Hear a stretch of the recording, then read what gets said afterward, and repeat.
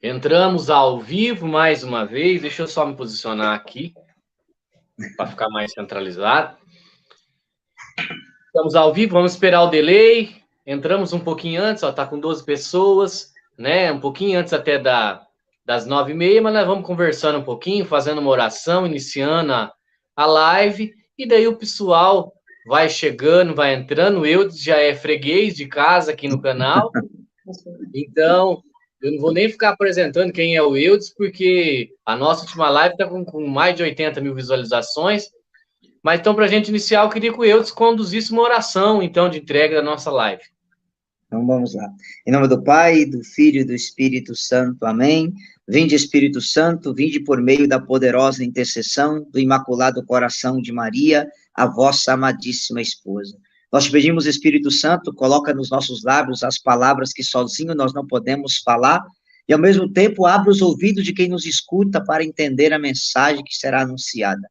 E eu peço que pela intercessão da Virgem Maria, cada filho amado de Deus que for ouvir essa mensagem, ouvir essas explicações, sejam tocados pela a sua unção, pela sua graça.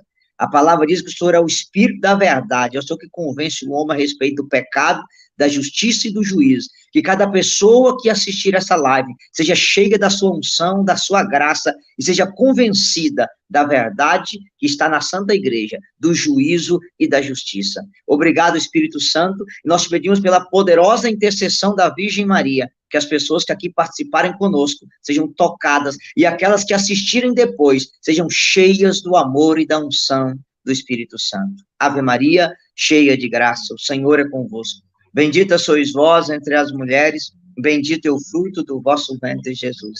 Santa Maria, Mãe de Deus, rogai por nós, pecadores, agora e na hora de nossa morte. Amém. Amém.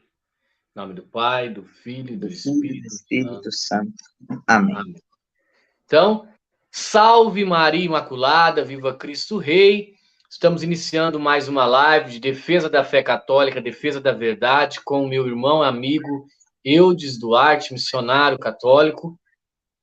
Então, para que as pessoas tenham uma contextualização do nosso tema, então o Eudes já vai fazer uma breve introdução para entrar, então, nas heresias, nos erros da teologia da libertação. Isso. Então, meus irmãos, quem participou da última live, quem não participou, vou repetir de novo.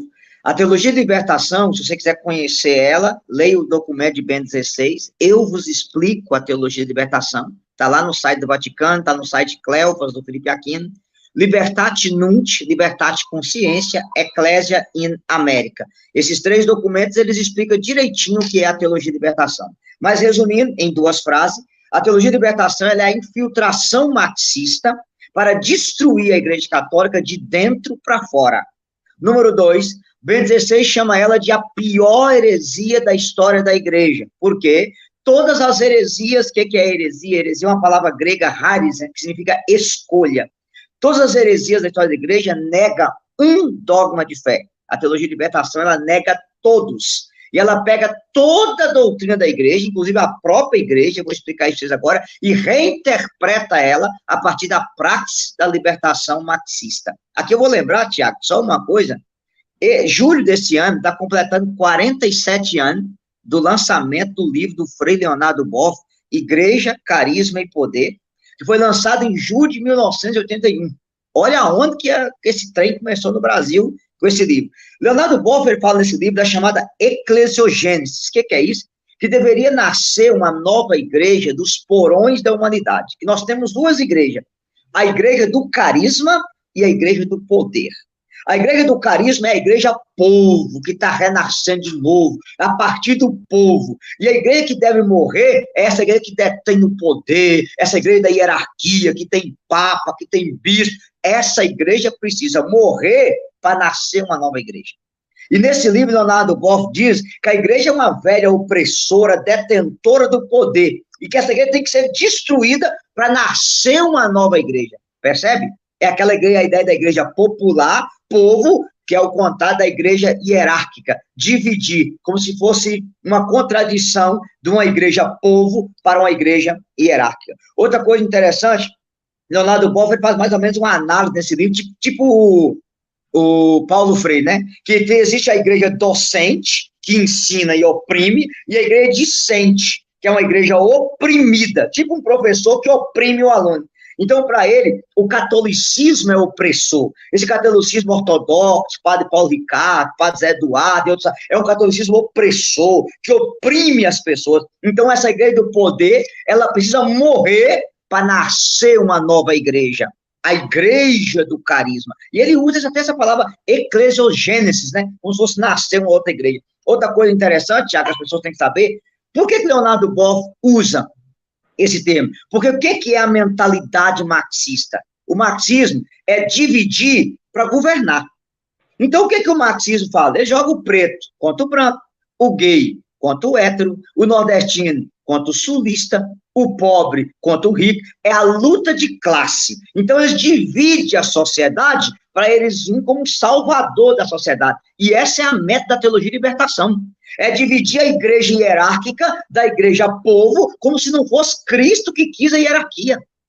Então, a igreja não nasceu do povo, a igreja não é democrática de baixo para cima, a igreja nasceu no céu, no coração de Deus, ela veio do céu para a terra. Olha o pensamento desse povo como que é. Então, na cabeça de Leonardo Boff, nesse livro, tem que acabar com esse negócio de mandantes e mandatos, de governantes e governados, essa hierarquia e povo tem que acabar, porque todos somos iguais, percebe? É aquela ideia da sociedade igualitária. E ele usa uma coisa terrível, que essa igreja opressora, que ela que transmite o meio de produção do sagrado. E que a gente tem que quebrar esse meio de produção do sagrado. O que tem o leigo celebrar a missa? O que tem o leigo interpretar a Bíblia? O que tem só o magistério interpretar? O que só o padre pode celebrar? Por que o leigo não pode perdoar os pecados? Então, essa igreja opressora tem que cair para nascer uma nova igreja. Aí você percebe que o que Leonardo Boff quer nesse livro já tem 500 anos, a reforma protestante. É só ir embora, vira protestante. Porque lá todo mundo é igual, todo mundo celebra a palavra, não tem confissão de pecado, não tem sacerdócio ministerial, é só sacerdócio rei, é só ir embora. Então, percebe que essa ideia entrou. Então, a teologia da libertação, ela visa destruir tudo que é sagrado dentro da igreja, reinterpretar isso numa análise marxista, a ponto que eles questionam a própria instituição igreja.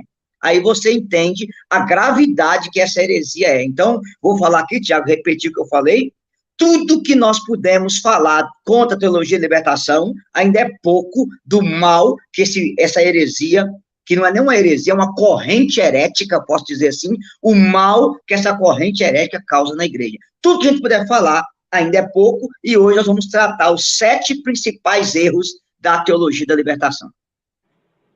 Perfeito.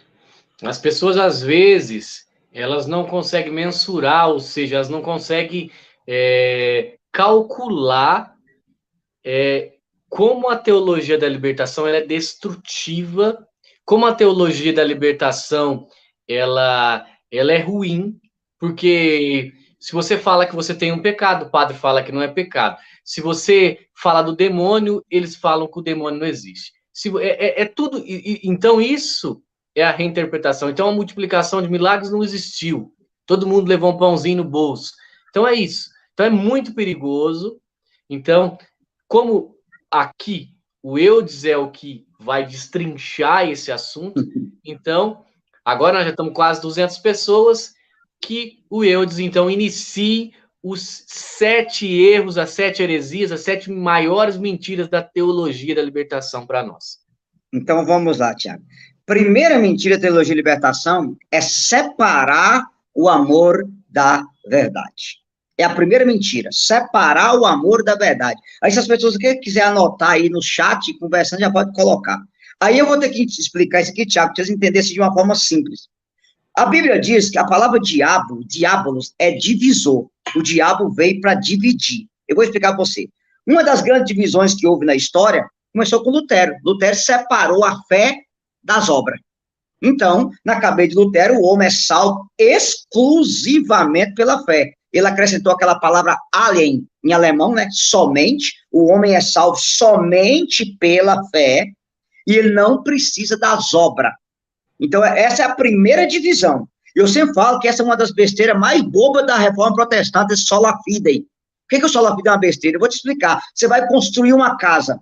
Primeiro você faz o alicerce. Quando você levanta a casa, você preocupa com o acabamento. Casa sem alicerce, casa sem alicerce, cai. Mas casa sem acabamento, ninguém entra. Então, o alicerce é a fé, o acabamento é as obras.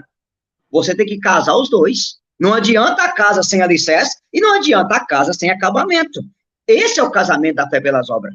E é bom vocês entenderem que, assim, eu gosto sempre de explicar isso às pessoas, que Lutero, quando ele fala da sola fide, ele já casa com a sola gratis, né? Que o pecado original destruiu o homem, então o homem não é capaz de fazer nada. E aí, quando eu explico a reforma protestante, um dia você pode convidar aqui, que vai fazer uma live às 5 solas da reforma protestante para explicar isso melhor para o povo, né? Então, assim, Lutero foi o oposto de Pelágio, né? Para Pelágio não existia pecado original. Adão e Eva deu apenas um mau exemplo. O homem pode ser bom sem a graça. Lutero foi para o outro extremo. O pecado original destruiu a natureza humana e o homem é mau por si só e ele não consegue fazer nada de bom. E o correto é o equilíbrio do meio. O pecado original não destruiu a natureza humana, ele manchou a natureza humana. Por isso, o homem salvo pela graça tem que praticar as obras da graça. Aqui, brincando com o povo, Tiago, uma vez eu fui conversar com um calvinista amigo, né? Ele discutia a teologia da predestinação, e ele disse assim, ó, eu sou salvo exclusivamente pela fé. E se você, como católico, me mostrar na Bíblia uma pessoa que foi para o céu pelas obras, eu vou te mostrar um que foi só pela fé. Se você me dá um que foi pelas obras, eu como a paz da Bíblia e viro católico. Aí eu brinquei com ele, ó, se você me mostrar na Bíblia uma pessoa que foi para o céu sem praticar uma obra, eu como a página, renuncio o catolicismo, queimo o catecismo e vou para aquele calvinista. Aí ele brincou comigo, falou, você perdeu. Eu falei, manda, vem quente que eu estou fervendo. Aí ele falou, o bandido aos pés da cruz, ele se arrependeu, acreditou, e Jesus disse para ele, hoje estarás comigo no paraíso. Que obra ele praticou? Aí eu falei, irmão, você não lê a Bíblia, não. Ele falou, eu não entendi. Eu falei, meu nobre, nós temos 7 obras de misericórdia corporal e 7 obras de misericórdia espiritual. E uma das obras de misericórdia é corrigir os ignorantes. Ele virou para o bandido da esquerda e falou, nós estamos sofrendo porque nós merecemos. Tu não temes a Deus? Esse homem é justo. Lembra-te de mim quando estiveres no paraíso. Ele praticou uma obra, corrigiu um ignorante. Ninguém se salva exclusivamente pela fé. Não. Uma coisa, alicerce e acabamento, caminha dada. Então, essa foi a primeira divisão. A segunda divisão, Tiago, que eu sempre falo que o demônio estava dividindo, também é com Lutero. Ele dividiu o Cristo da igreja. A reforma protestante quer a cabeça, mas não quer o corpo. Então, eu só dependo de Cristo, não dependo do corpo da igreja. Também é uma divisão terrível. Aí é bom lembrar para as pessoas que quando São Paulo está perseguindo a igreja, São Paulo fala o quê lá? Jesus, ele cai do cavalo, entre aspas aqui, Saulo, por que tu me persegues? Senhor, quem és tu? Eu sou Jesus. Mas Paulo não perseguia Jesus, Paulo perseguia a igreja, mas perseguir a igreja é perseguir Cristo. Então não se separa a cabeça do corpo. Terceira divisão, cara, mais grave, é a divisão do sexo. O sexo, ele é unitivo e ele é procriativo. Eu vou explicar isso mais na frente. Então, a contracepção fecha o unitivo e a inseminação fecha o procriativo. É dividir as dimensões do sexo. A quarta divisão mais grave, cara, essa aqui quase não se fala, mas também existe muito isso, é a separação da alma do corpo, que também vem com Lutero. Peque, creia, creia, creia. Entendeu? Também tem uma outra divisão, que é separar a fé da razão. Aí você cai no fideísmo e cai no racionalismo. Existe uma outra divisão, que é cruel para nós, aqui daria para fazer uma live sobre isso, que é dividir a trindade. Era do Pai, era do Filho e era do Espírito. Isso é gravíssimo. Isso foi uma heresia de Joaquim de Fiore, lá do século XII, onde Joaquim de Fiore falava que existia a era do Pai, a era do Filho, a era do Espírito. E isso, infelizmente, até entrou em alguns setores da renovação, muita gente pregando sobre isso. E São Boaventura é claro, né? Você não se divide a trindade. É um Deus em 3 pessoas. A revelação, ela tem 3 fases. O Pai se manifesta e anuncia o Filho. O Filho se manifesta e anuncia o Espírito, e quando chega a igreja é a plenitude do Espírito agindo hoje. Então não se divide. Aí vem a mais grave, cara, que é a divisão que a teologia de libertação faz do amor e da verdade. E ao separar o amor e a verdade, ele separa a justiça da misericórdia. Então eu quero um Deus misericordioso, mas eu não quero um Deus justo. E hoje você falar de juiz final, juiz particular, que Deus é o meu juiz, isso causa ojeriza. Você falar da ira de Deus, inclusive o Dom Falcão fez agora no século XXI, mais de 40 vídeos sobre a ira divina, verdades esquecidas que ele chamou lá, que não se fala mais nisso, porque eu quero só um lado de Deus, eu não quero o outro. Isso a teologia de libertação conseguiu fazer perfeitamente. E aí o que acontece, Tiago? Vou aqui já direto no assunto. Santo Ambrósio, ele dizia que a misericórdia, para ser verdadeira, tem que ter 3 coisas: afetiva, efetiva e reta razão. E Santo Ambrósio explicava: Jesus encontra com a pecadora, misericórdia afetiva, ele se coloca no lugar dela, ele se agacha e fica do mesmo tamanho dela. Misericórdia efetiva, ninguém te condenou, eu também não te condeno. Reta razão, vai e não tornes a pecar. Isso é a misericórdia verdadeira, afetiva, efetiva e reta razão. Outra coisa interessante, Dom Bosco vai mais claro, Dom Bosco dizia assim: não é digno de misericórdia quem peca pensando na misericórdia, porque misericórdia não é direito de eu pecar, é oportunidade para abandonar o pecado.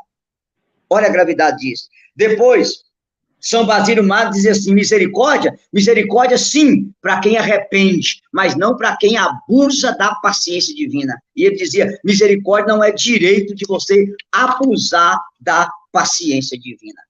Olha a profundidade disso. Então, o cardeal Sara vai dizer: não há misericórdia sem conversão.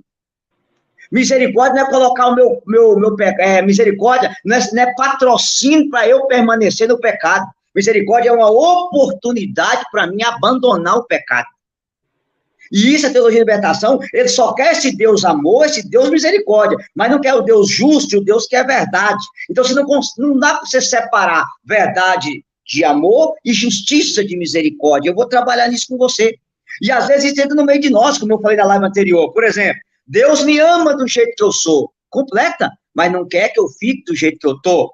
Igreja não é tribunal, igreja é hospital. Sim, é um hospital para você entrar doente e sair curado, e não ficar doente lá dentro.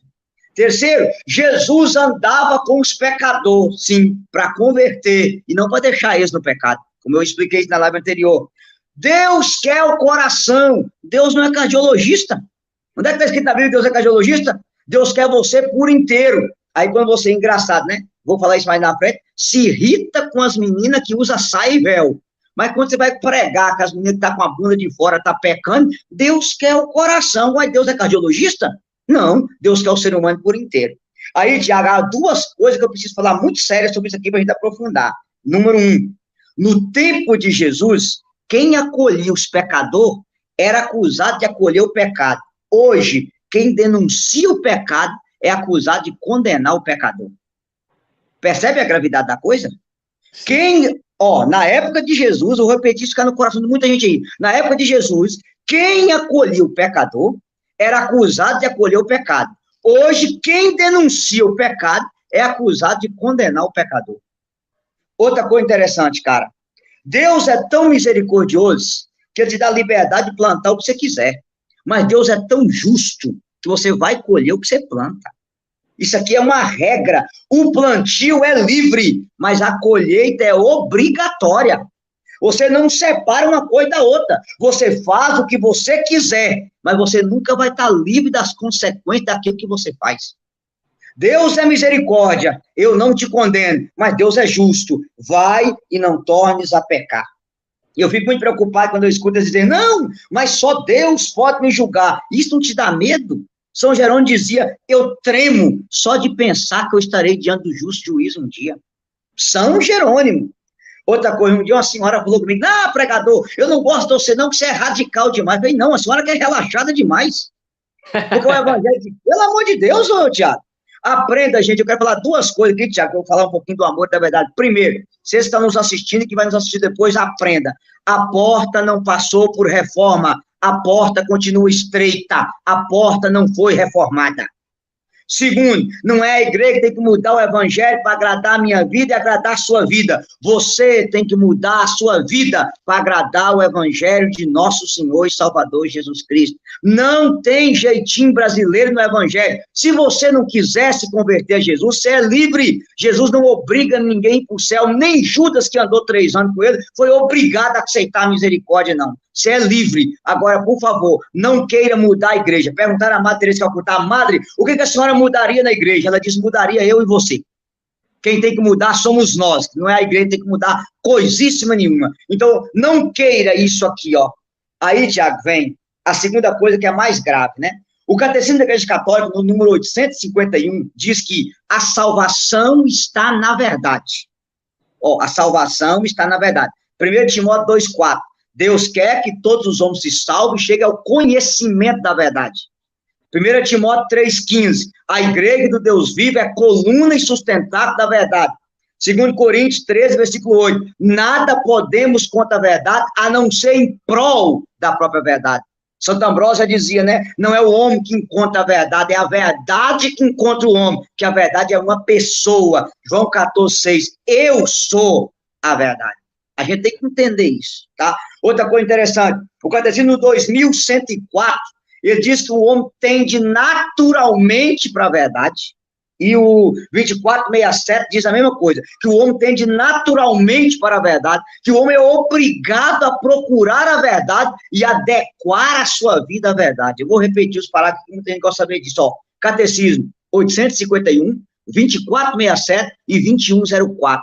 Todo católico tem que decorar isso aí do Catecismo da Igreja Católica. O homem tende naturalmente, há um anseio de verdade no coração do ser humano. E é esse anseio que fez um Scott Hahn converter, um La Pastore converter, um Israel Zolli se converter, um Sidney Veiga se converter, um Fernando Casanova se converter, e tantos outros. O homem tem um anseio pela verdade. E a plenitude dessa verdade, 1 Timóteo 3,15, a igreja do Deus vivo é a coluna e o sustentáculo da verdade. Nós não podemos mudar essa realidade da igreja. Aí, meu irmão, tem uma coisa importante. Santo Agostinho dizia assim: não imponha a verdade sem caridade, mas não sacrifique a verdade em nome da caridade.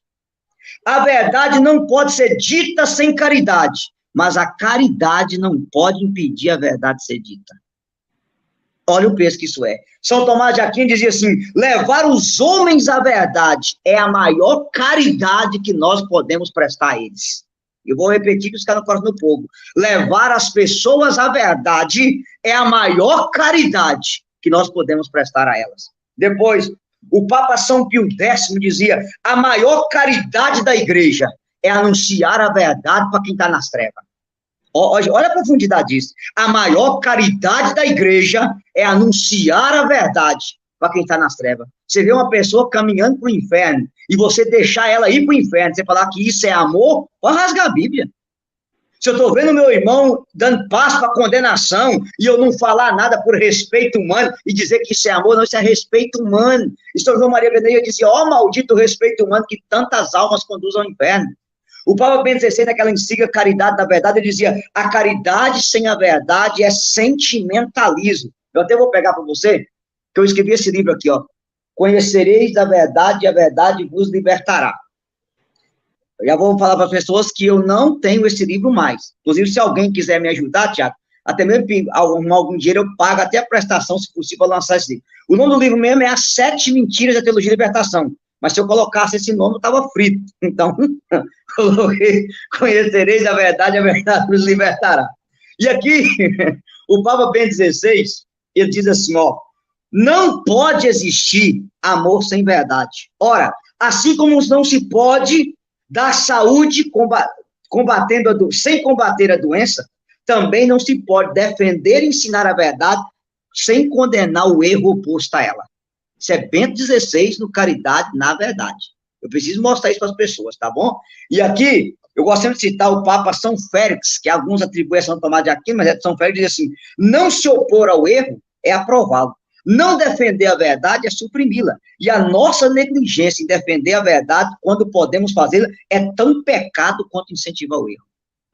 Por isso que Santo Agostinho vai dizer, né? A verdade tem poucos amigos, mas as pessoas amam a verdade quando esta se ilumina e tende a odiar a verdade quando esta lhe confronta. Mas ele termina dizendo: quem não é vencido pela verdade será vencido pelo erro. E qual é o problema da teologia da libertação? Eles apresentam um Deus só lobe,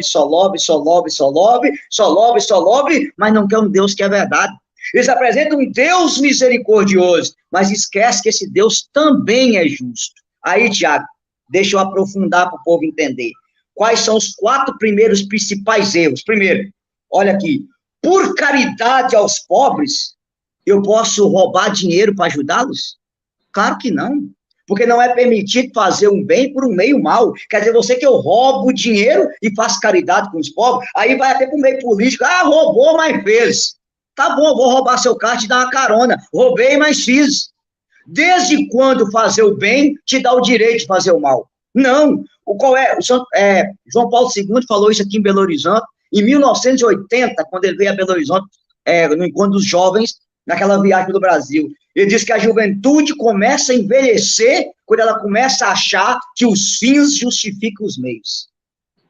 Então, eu não posso fazer um bem por um meio mal. Tá gravando isso aí, Tiago, mas eu vou ter que falar. Eu tava pregando até nessa cidade e chegou um rapaz com uma coleirinha de cachorro, né? E aí, mano, tipo assim, velho, eu preciso falar com você. Eu falei, pois não, meu nome, pode falar. E ele me disse assim, olha, pregador, tinha 10 anos que eu não via na igreja, eu tava meio chateado, mas eu entrei aqui, uma tia minha me convidou, e eu gostei de sua pregação, chorei, na hora daquela oração que vocês falam estranho, eu caí no chão, eu levantei com a paz, um negócio estranho, e eu queria mudar de vida, mas eu queria falar pra você que eu vendo bagulho.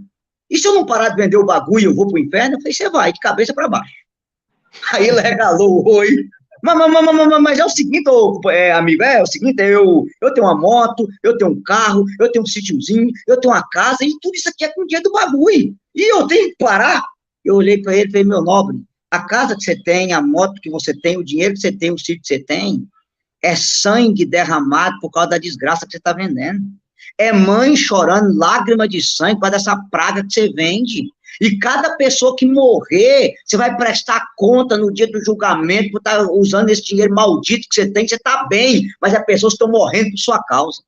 O cara abaixou a cabeça, começou a chorar e olhou para mim, era melhor não ter vindo falar com você. Eu falei, é mesmo, porque a verdade está na sua mão, você se vira. Se você quiser você morrer nessa vida, você vai para o inferno, você está matando pessoas com essa porcaria que você vende.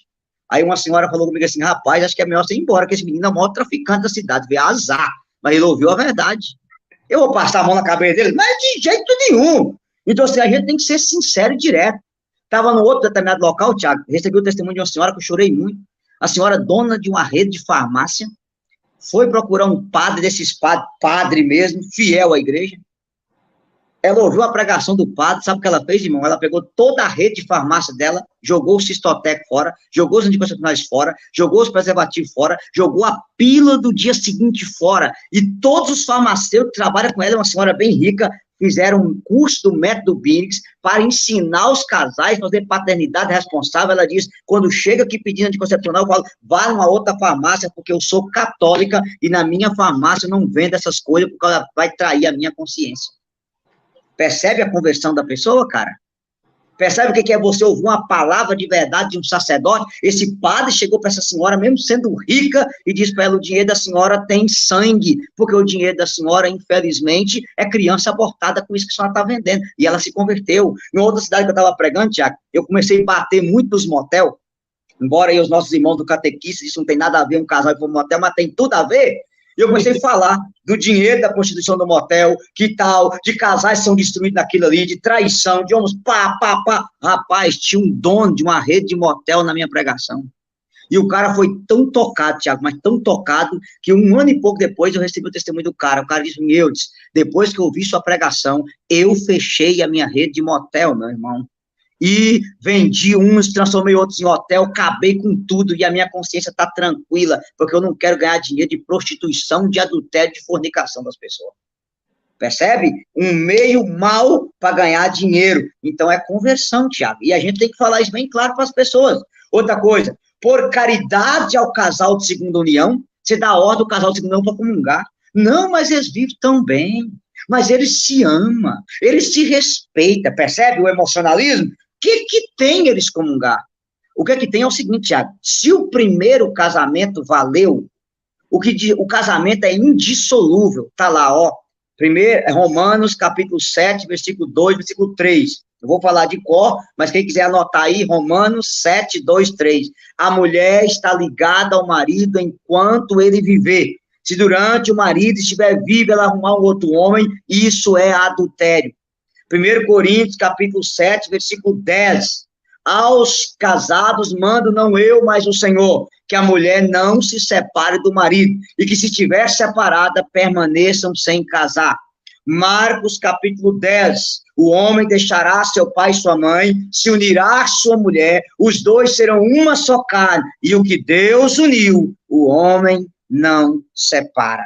Se o primeiro casamento valeu, esse casal está em estado de adultério. Logo, eles estão privados da comunhão. Isso é o parágrafo 1650 do Catecismo da Igreja Católica. Eu vou ler, Tiago, porque vai que alguém fala, não, eu quero ver o que a igreja ensina. Então, eu vou falar para vocês o que a igreja ensina. Parágrafo 1650 diz que são numerosos os países católicos que recorrem ao divórcio segundo a lei civil e que contraem civilmente uma nova união. A igreja, por fidelidade à palavra de Jesus Cristo, todo aquele que abandonar sua mulher e casar-se com outra comete adultério, se mantém firme em não reconhecer válido uma nova união, se o primeiro casamento foi válido. Aqui está importante a nulidade matrimonial, onde a gente pode explicar isso melhor para o pessoal aqui. Se os divorciados tornam-se a casar no civil, coloca numa situação que contraria a lei de Deus. Portanto, não tem acesso à comunhão eucarística. Isso é doutrina oficial da igreja. E o que os casais de segunda união podem fazer? Ler a palavra de Deus, frequentar o sacrifício da missa, fazer comunhão espiritual, fazer boas obras, educar os filhos na fé cristã, favorecer as obras de justiça e as obras sociais da igreja, fazer penitência e implorar o dia a dia a graça de Deus. Mas estão em pecado grave, por isso não pode comungar. Agora, no nome de uma falsa caridade, não, mas eles vivem bem. Não. A verdade não pode ser suprimida por uma falsa caridade. Eu vou explicar melhor, Tiago. Se a pessoa está na UTI, você não vai dar alimento sólido para ela. Você vai dar uma feijoada, ela vai morrer, correto? Ela tem que comer um alimento leve, porque ela está na UTI. Se a pessoa está numa UTI do pecado mortal, você não pode dar alimento sólido, que é Cristo da Eucaristia, que ela vai comer e beber a própria condenação dela. Ela vai ter que fazer comunhão espiritual. A maior caridade da igreja é oferecer ao casal de segunda união a comunhão espiritual, a comunhão com a palavra. Você entendeu? Por quê? Senão ele vai comer e beber a própria condenação. Olha a gravidade disso. A mesma coisa é dizer aos casais homossexuais que o amor deles justifica a vida sexual deles. Não, como eu atendo alguns irmãos homossexuais que eu acompanho, que procuram o padre para conversar. Não, meu filho, você pode ser um gay santo com um parceiro só. Se você tiver um parceiro só love. Jesus mandou a gente amar, percebe? Eu estou cansado de ouvir isso, Tiago. Se orienta o menino homossexual a viver a castidade e ele procura um sacerdote e vai ouvir isso. Como se o amor dele por um outro rapaz justificasse o pecado dos atos sexuais dele. Ontem você fez essa live aí com o Omar, tão bonita. É isso. Então, assim, a igreja diz claro que a união homossexual, parágrafo 2396, é pecado mortal. A pessoa está privada da comunhão. Levítico 18, 22, Levítico 20, 13, Romanos 1, 26, 1 Coríntios 6, 9, Judas 1, versículo do 7 ao 10, diz que os atos homossexuais é pecado mortal, se a pessoa não se arrepender, conduz ela à condenação eterna. Mas hoje é só love. Claro, aqui, Tiago, a gente tem que aprender a causar o amor e a verdade. Eu estava numa determinada cidade pregando um congresso de jovem, 1.500 jovens, cabia a oração de cura, foi muita libertação, muita gente repousou no espírito. Aí eu falei assim, gente, eu não vou almoçar, eu vou ficar naquela salinha, quem de vocês aqui quiser atendimento de oração, vem lá que eu vou orar e conversar com vocês. Aí me entra um rapaz, chorando, e disse assim, olha, pregador, tinha mais de 10 anos que eu não ia numa igreja, essa é a primeira vez depois de 10 anos. Eu falei, por quê, meu filho? Ele me disse que tem 10 anos que eu sou casado com outro rapaz. Eu amo ele profundamente, ele me ama, a gente se ama, e assim, só que eu fui muito tocado na sua pregação, e eu percebi que eu procuro no meu namorado o pai que eu não tenho. Eu tenho 26 anos, meu namorado tem 52. E quando você foi pregando a cura da carência da figura do pai, eu descobri que eu procuro nele o pai que eu não tenho. E eu fui muito tocado, eu arrepiei, eu caí no chão lá, ele teve uma opressão na hora da oração de libertação. Mas eu queria te fazer uma pergunta muito séria, me responde, eu posso frequentar a missa com o meu namorado?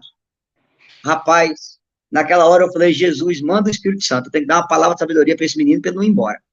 E na hora que Deus diz assim, né, o importante é você estar sempre aberto aos dons carismáticos, é isso, ver uma palavra de sabedoria. E aí eu perguntei para ele assim, meu filho, entre o mal maior e o mal menor, você escolhe qual? Ele disse o mal menor. Foi ótimo. Você namorando outro rapaz, casado, fora da igreja, sua chance de salvação é zero. Mas eu quero te pedir uma coisa.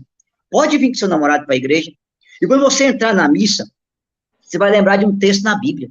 Uma mulher chegou para Jesus e falou, Senhor, a minha filha está atormentada por um demônio, vem curá-la. Jesus disse para ela assim, olha, não é lícito tirar o pão dos filhos e jogar para os cachorrinhos. Mas aquela mulher disse, Jesus, até os cachorrinhos como as migalhas que caem das mesas de seu dono. Vem com o namorado para a igreja, para a Santa Missa. Na hora que o padre levantar a Eucaristia, você olha para aquela mesa sagrada e fala, Jesus, eu não sou digno de comer o pão dos filhos. Dai-me as migalhas da graça que emana dessa mesa do altar, porque um dia eu quero viver a castidade e quero ir morar com o Senhor no céu. Hoje eu não estou preparado para renunciar a esse pecado, mas com a tua graça eu vou renunciar a esse pecado. Coloquei as mãos dele, pedi o batismo no Espírito Santo, orei, dei um abraço e digo, olha, não abandone a igreja, fique, porque a graça que emana do altar vai convencer você e o seu namorado um dia a viver a castidade e vocês vão morar no céu, porque Jesus também morreu pela salvação de vocês. Tiago, isso é acolhida. É você acolher com amor, mas acolher com a verdade. Eu não posso passar a mão na cabeça daquele menino e dizer, não, pode vir, continua comungando, que vale o amor, de jeito nenhum. Eu tenho que mostrar para ele a verdade da igreja, porque eu sou católico. E eu não posso mudar a doutrina para adaptar a vida dele. Ele tem que adaptar a vida dele ao evangelho de nosso Senhor Jesus Cristo. Isso aqui a gente tem que ser sério. Terceira coisa perigosa, Tiago, é dizer que o amor dos namorados justifica o sexo entre eles. Não, vocês já se amam. Se você se ama, como eu falei para você na live anterior, o casamento é o coroamento do amor. E aí vem uma justificativa terrível, né? A caridade é maior do que a castidade ordena para a caridade. Então, se vocês já se amam, o sexo é uma manifestação do amor. Pode viver isso à vontade. A gente está cansado de ouvir isso. Mas a igreja diz, Tiago, 2.396, que o sexo durante o casamento é fornicação e é pecado mortal. A igreja diz no 2.390 que os casais namorados que têm vida sexual no matrimônio estão afastados da comunhão, que é um pecado grave. Gálatas 5,19, 1 Coríntios 6,9 diz que os fornicadores não herdarão o reino do céu. Efésios capítulo 1, do versículo 3 ao 8, diz que a fornicação atrai a ira de Deus. Mas a gente quer dar um jeitinho brasileiro. Tiago, eu gosto sempre de dizer isso aqui, eu sei que tem muita gente nos acompanhando agora. Quando eu vim para a Renovação Carismática, eu tinha 15 para 16 anos.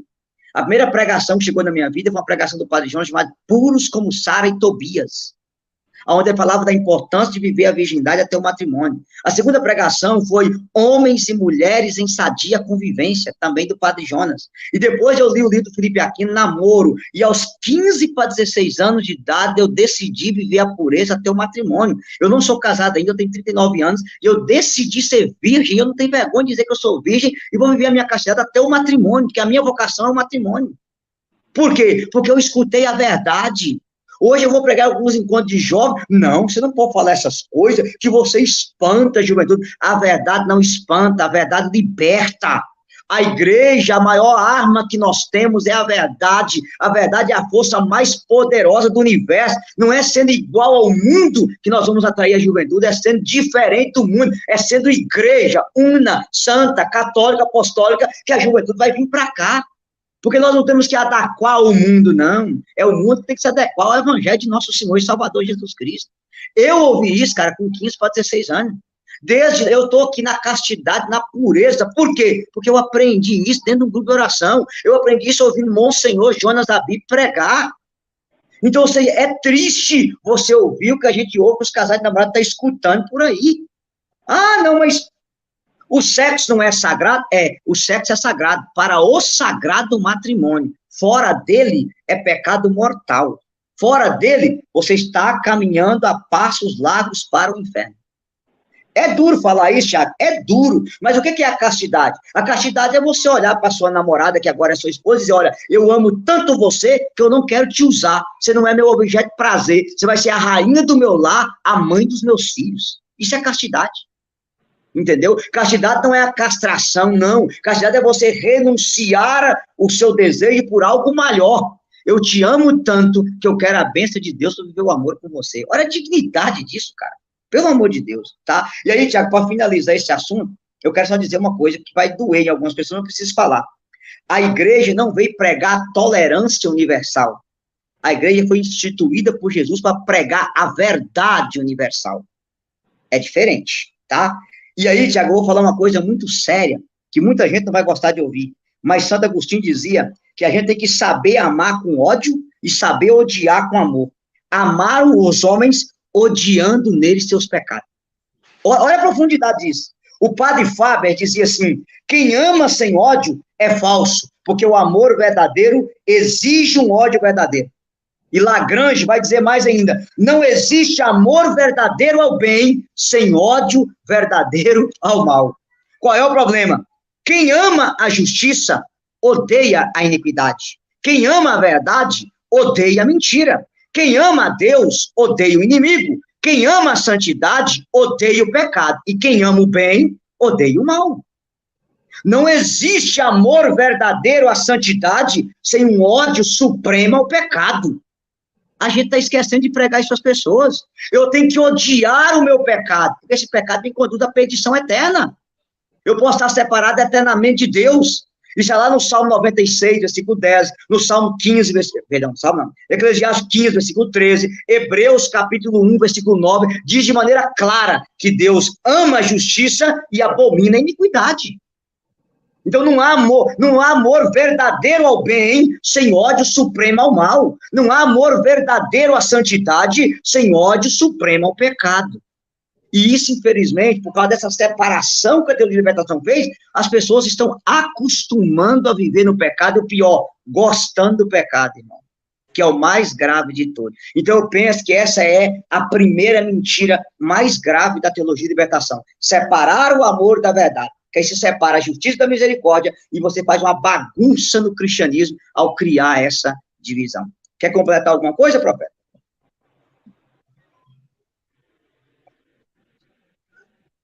Então, hoje, por exemplo, eu já falei para você que eu cantei na missa, né, tal, e hoje na homilia, o padre, que é o meu pároco, que é um excelente, né, a primeira, Jesus foi batizado, Epifania, na primeira pregação de Jesus, ele fala, convertei-vos e crede no Evangelho. Você entendeu? Então, não há duas opções, existe a opção da conversão. Converter-se é você deixar a sua forma para entrar na forma de Deus, e não adaptar a forma de Deus para a sua forma. É simples, simplesmente isso, tá? Aí, Tiago, vamos embora lá, que o nosso tempo hoje não vai permitir falar dar certo, pelo que eu estou vendo. Número 2, segunda gravidade, negar o poder de milagre de nosso Senhor Jesus Cristo. Cara, isso aqui é grave. Por que é grave? Porque a teologia de libertação pegou isso aqui de Bultmann, Rudolf Bultmann, que é um teólogo protestante cessacionista. Eu vou explicar depois o que é a teologia do cessacionismo, né? Bultmann dizia que com o avanço da ciência é impossível crer em milagre. E na cabeça de Bultmann, os milagres nunca existiu. Aquilo era apenas fantasia e acréscimo da igreja primitiva. Olha a gravidade disso. Então tá, Jesus não multiplicou pão. Aquilo ali é o milagre da partilha. Cara, quantas missas eu já ouvi isso. Não é bem um milagre. Ali não é milagre, não. Ali é a partilha. É o milagre da partilha. O menino que deu e foi partilhando. Cara, olha, quem usa o catecismo, parágrafo 1335 diz que a multiplicação dos pães é um milagre. Ponto final e acabou. Está no 1335 do catecismo. O milagre da multiplicação dos pães. Por que isso? Porque quando você nega que Jesus tem o poder de milagre, Tiago, você está negando a divindade de nosso Senhor Jesus Cristo. Aí você entende o perigo daquela frase do Leonardo Boff. Era tão humano, tão humano, tão humano, que só podia ser divino. Percebe a heresia disso? Hoje, cara, 9 horas da manhã, eu estava assistindo a missa de Aparecida. E o padre dizia na homilia, Deus nos convida a ser plenamente humano, a ser totalmente humano. Deus se fez humano para nos ensinar a ser humano. Eu falei, meu Deus do céu, Deus me fez humano. Não, ele se fez homem para ser participante da natureza divina. É o oposto, percebe isso? Então, assim, o que eles ensinam? Não, Jesus não curou o leproso, Jesus inseriu o leproso na sociedade. Percebe? Não, Jesus não curou o homem da mão seca, ele chamou aquele homem para o meio, ele inseriu ele na sociedade. Não, Jesus não expulsava demônios, aqueles é uma doença que tinha naquela época, que eles atribuíam aos demônios, mas não é bem demônio, percebe? Eles vão negando todo o poder de milagre de nosso Senhor Jesus Cristo. E aqui, Tiago, eu tenho que falar umas coisas muito sérias, cara. Hoje, o cara mais lido dos nossos seminários se chama André Torres Queiruga. André Torres Queiruga, você vai na livraria Paulo, você vai encontrar lá Repensar a Graça, eu tenho essas porcarias tudo lá em casa. Repensar a Ressurreição e Repensar a Igreja. Irmão, eu nunca vi tanta heresia na minha vida. E o que dói, vou ter que falar nome, aqui no Brasil, quem fez um doutorado em cima de André Torres Queiruga foi o nosso querido Padre Fábio de Mello, que infelizmente, de vez em quando, soltam umas que só pela misericórdia de Deus. E aí você entende qual é a fonte, né? Não, nós temos que falar das questões humanas. Isso aqui é uma coisa tão grave, Tiago, que a teologia de libertação ela consegue fazer o transcendente para o imanente, e ela pega a teologia e vira antropologia, que é mais grave, né? Que aí as pessoas não estão entendendo melhor. Transcendente é Deus, imanente é o homem. Teologia, Deus, teo. Antropologia, antro, o homem. Então, a teologia de libertação, ela tira tudo que é divino e passa tudo para o humano. Deus não é o centro, o homem é o centro. Você imagina a gravidade disso?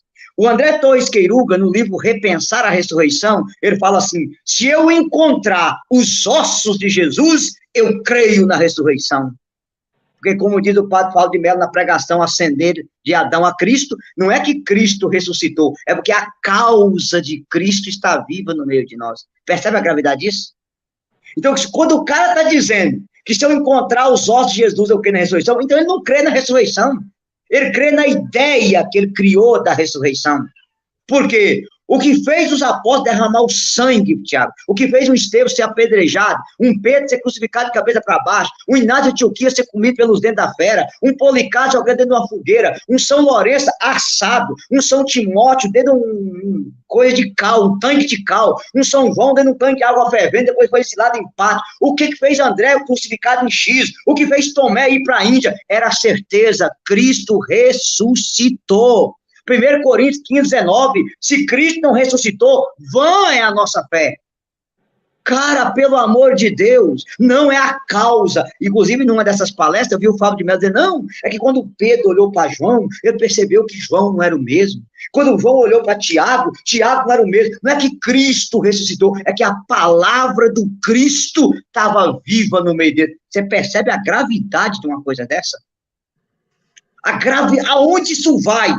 E assim, eu não estou nem dizendo que o padre Fábio de Mello é um herege, estou dizendo que esse pensamento dele é pensamento de André Torres Queiruga, que é um herege proibido de ensinar pela Conferência Episcopal Espanhola. E essa anta vem aqui para o Brasil e os livros ficam aí à torta direita para todo mundo ler. Então, assim, você nega a divindade de Jesus. Então, é triste você ver. Então, nega os exorcismos, nega as curas, nega... Não, multiplicação do pão não é bem assim, é a partilha. Tudo eles negam.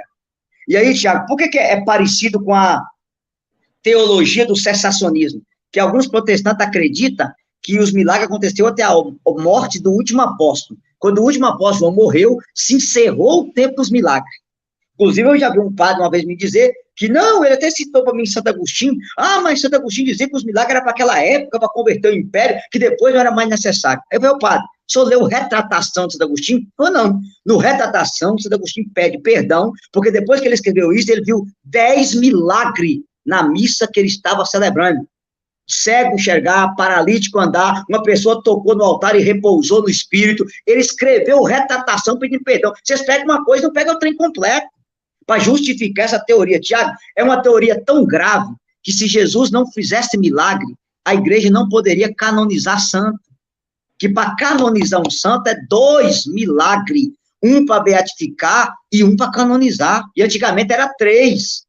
Então, logo, se não tem milagre, se milagre é fantasia, se diz um padre aí, não vou falar o nome, não é que Padre Pio tinha dom de bilocação, isso aí é que ele ia para a psicologia, explica, é porque a áurea dele queria ir em tal lugar e fazer como se ele tivesse, percebe a gravidade do negócio? É umas coisas que você fala, meu Deus do céu, no meio de nós. E aqui, Tiago, no livro, antes de mostrar, eu queria falar uma coisa grave, cara, para a gente mudar de assunto aqui. Dom Esteban Bittencourt, ele falava dos 5 não que houve na história. Primeiro foi Lutero. Lutero deu sim a Deus, sim a Jesus, não à igreja. Foi o primeiro não. Depois veio o iluminismo francês. Não à igreja, não a Jesus, sim a Deus. Só que tem um problema. No iluminismo francês, o Jesus, que era verbo encarnado, virou espírito iluminado. Nasceu o espiritismo. Deus, que era o criador, virou o grande arquiteto. Nasceu a maçonaria. Percebe a gravidade? Se crê num deísmo, que Deus é um motor imóvel que não morreu até hoje. Tá. Aí veio o comunismo. O comunismo deu não à igreja, não a Jesus, não a Deus, sim ao homem. Da década de 60 para cá, veio o ecologismo. Não à igreja, não a Jesus, não a Deus, não ao homem, sim à ecologia. Os animais ocupam o lugar do homem e os animais estão valendo mais que o homem. As pessoas que defendem o aborto, se você bater num cachorro, ela mata você. As mesmas madame que defendem os cachorrinhos com unhas e dentes, é as mesmas que dizem meu corpo, minhas regras. Percebe? Hoje, se você matar um arara azul, não tem problema. Mas matar uma criança da barriga da mãe é questão de saúde pública, como que é o nosso atual governo agora. Se você quebrar um ovo de tartaruga marinha, é um absurdo, mas destruir um embrião humano com a experiência com células embrionárias, aí é questão de saúde pública. Percebe a gravidade? É o ecoteologismo. Só que aí tem um problema, Tiago. Nós estamos saindo do ecoteologismo exclusivamente para o bruxismo. Eu vou explicar isso. A teologia de libertação, ela não crê em cura, não crê em milagre, não crê em revelação, não crê em nada dos dons do Espírito Santo. Mas tudo que a nova era oferece, eles estão atrás.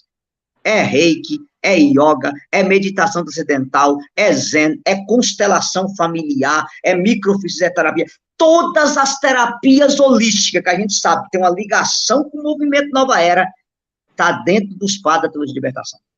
Aí eu já fui em missa, vamos repetir esse mantra. Padre mandando fazer mantra em missa.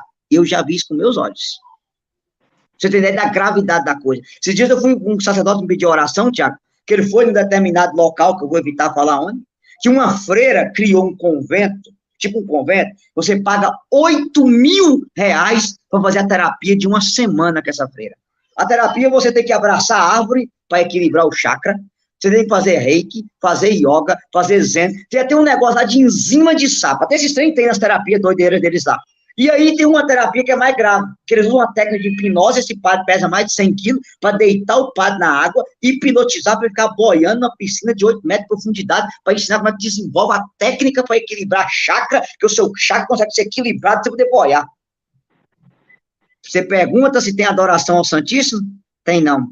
A missa, quando tem, vai um padre lá também TL, que é aquele discurso que você já sabe como é, que dá dó. E o pior, sacerdotes indo fazer todas as terapias. Ela conseguiu juntar hinduísmo, conseguiu juntar tudo que o movimento Nova Era prega, todas as falsas doutrinas metidas numa coisa só. Só a ideia dos chakras, percebe? Eu não adoro Jesus na Eucaristia, eu não creio em milagre, eu não creio em bilocação, eu não creio em levitação. Tudo isso aí a parapsicologia explica. Mas quando se trata do movimento Nova Era, dessas terapias holísticas, eles atolam até o pescoço dentro. Percebe a gravidade da coisa, meu irmão? Como que isso é sério, sério, sério, sério? E aí, quando você quer fazer, por exemplo, eu sempre falo, Tiago, hoje, quando eu prego sobre cura, e aqui no final, se precisar, a gente até faz isso. Quando a gente anuncia que Jesus Cristo é o mesmo de ontem, de hoje, de sempre, a igreja me dá essa certeza. Jesus está vivo na Eucaristia, está vivo no meio de nós. Ele tem poder de curar, salvar e libertar. E quem está nos assistindo aqui agora, quem vai nos assistir, nesse momento eu creio que Jesus já está tocando em você, visitando você, colocando as mãos amorosas dele sobre você. Por quê? Porque ele é o Deus Todo-Poderoso, Criador do céu e da terra. Ele venceu a morte, a pedra rolou e ele está vivo na sua igreja una, santa, católica, apostólica. Essa é a nossa fé. Tiago, eu vou narrar só 3 coisas. Aqui no livro eu narro o testemunho de uma menina, eu vou citar o nome dela, Priscila. Essa menina foi para um congresso em Belo Horizonte. Pela medicina, ela tinha chance 0 de ser curada, porque as trompas eram obstruídas, ela tinha endometriose, útero bicô, ela tinha um tipo de doença. Na hora da oração, estava passando com a imagem de Nossa Senhora, o testemunho está bem narradinho no livro, veio uma palavra de ciência, e eu disse, olha, Jesus está visitando, Nossa Senhora está visitando uma menina aqui no meio de nós, ela está revogando a sentença que você não pode ser mãe, e você vai ser mãe, vai dar luz a um filho que vai ser homem. A Priscila hoje está com o filho dela, ela é de 7 Lagoas, chamado Samuel. No outro ano, ela estava no congresso com Samuel nos braços. E ela disse, pela medicina, era impossível, eu tomei posse daquela palavra de ciência, e hoje eu sou mãe. Eu me lembro de um outro seminário de dons que eu estava pregando, Tiago, o padre estava passando com Jesus, e aquelas coisas que Deus te fala, que depois que passa, você fala assim, eu não falaria isso. Eu disse, ó, Jesus está visitando uma pessoa que você não consegue ajoelhar há mais de 40 anos. Pode se ajoelhar diante de Jesus, que está fazendo um milagre em você. Depois eu recebi o testemunho daquela senhora que me escreveu, ela disse, só que aí quando ela me contou, Tiago, eu falei, meu Deus, não falaria isso nunca. Essa senhora com 8 anos de idade, ela tinha 48 anos, sofreu um acidente, e no acidente teve que tirar as rótulas do joelho. Então ela não andava, não, ela tinha que ficar de muleta mesmo, sem rótulas, você não tem equilíbrio. Na hora que ela se ajoelhou diante de Jesus, que ela levantou, Jesus colocou 2 rótulas novas no joelho dela, 40 anos depois. Entendeu? Eu posso testemunhar porque eu vejo isso no meu ministério de cura física e de libertação o tempo inteiro. Então, assim, é inacreditável, cara, como que as pessoas trocam Jesus, que é joia, pelas bijuterias do movimento Nova Era. Infelizmente, essa é a segunda coisa mais grave da teologia de libertação, porque quando você nega os milagres de Jesus, você está negando a divindade de nosso Senhor Jesus Cristo. Aí, realmente, por isso que se compara Jesus com Che Guevara, com um revolucionário, com aquele que veio revolucionar e que morreu assassinado na cruz. Tiago, Jesus não foi assassinado, Jesus se entregou de maneira livre. Não foi o sistema que matou Jesus, foi o amor que ele tinha por nós. Quando Pedro corta a orelha do cara, ele fala para Pedro, guarda a tua espada. Se eu pedir o pai me manda 400 legião de anjos para me defender. E então a libertação tem a hombridade de dizer que o sistema opressor matou Jesus. Jesus não foi assassinado, cara. Ele se entregou por amor a cada um de nós. Como que é triste você ver isso acontecendo no meio de nós. Claro, a gente precisaria de uma live para falar sobre esse movimento Nova Era. Não é o tema, só estou mostrando você como que quando você nega o poder de Jesus de um lado, você pende a caminhar para as terapias da Nova Era do outro lado.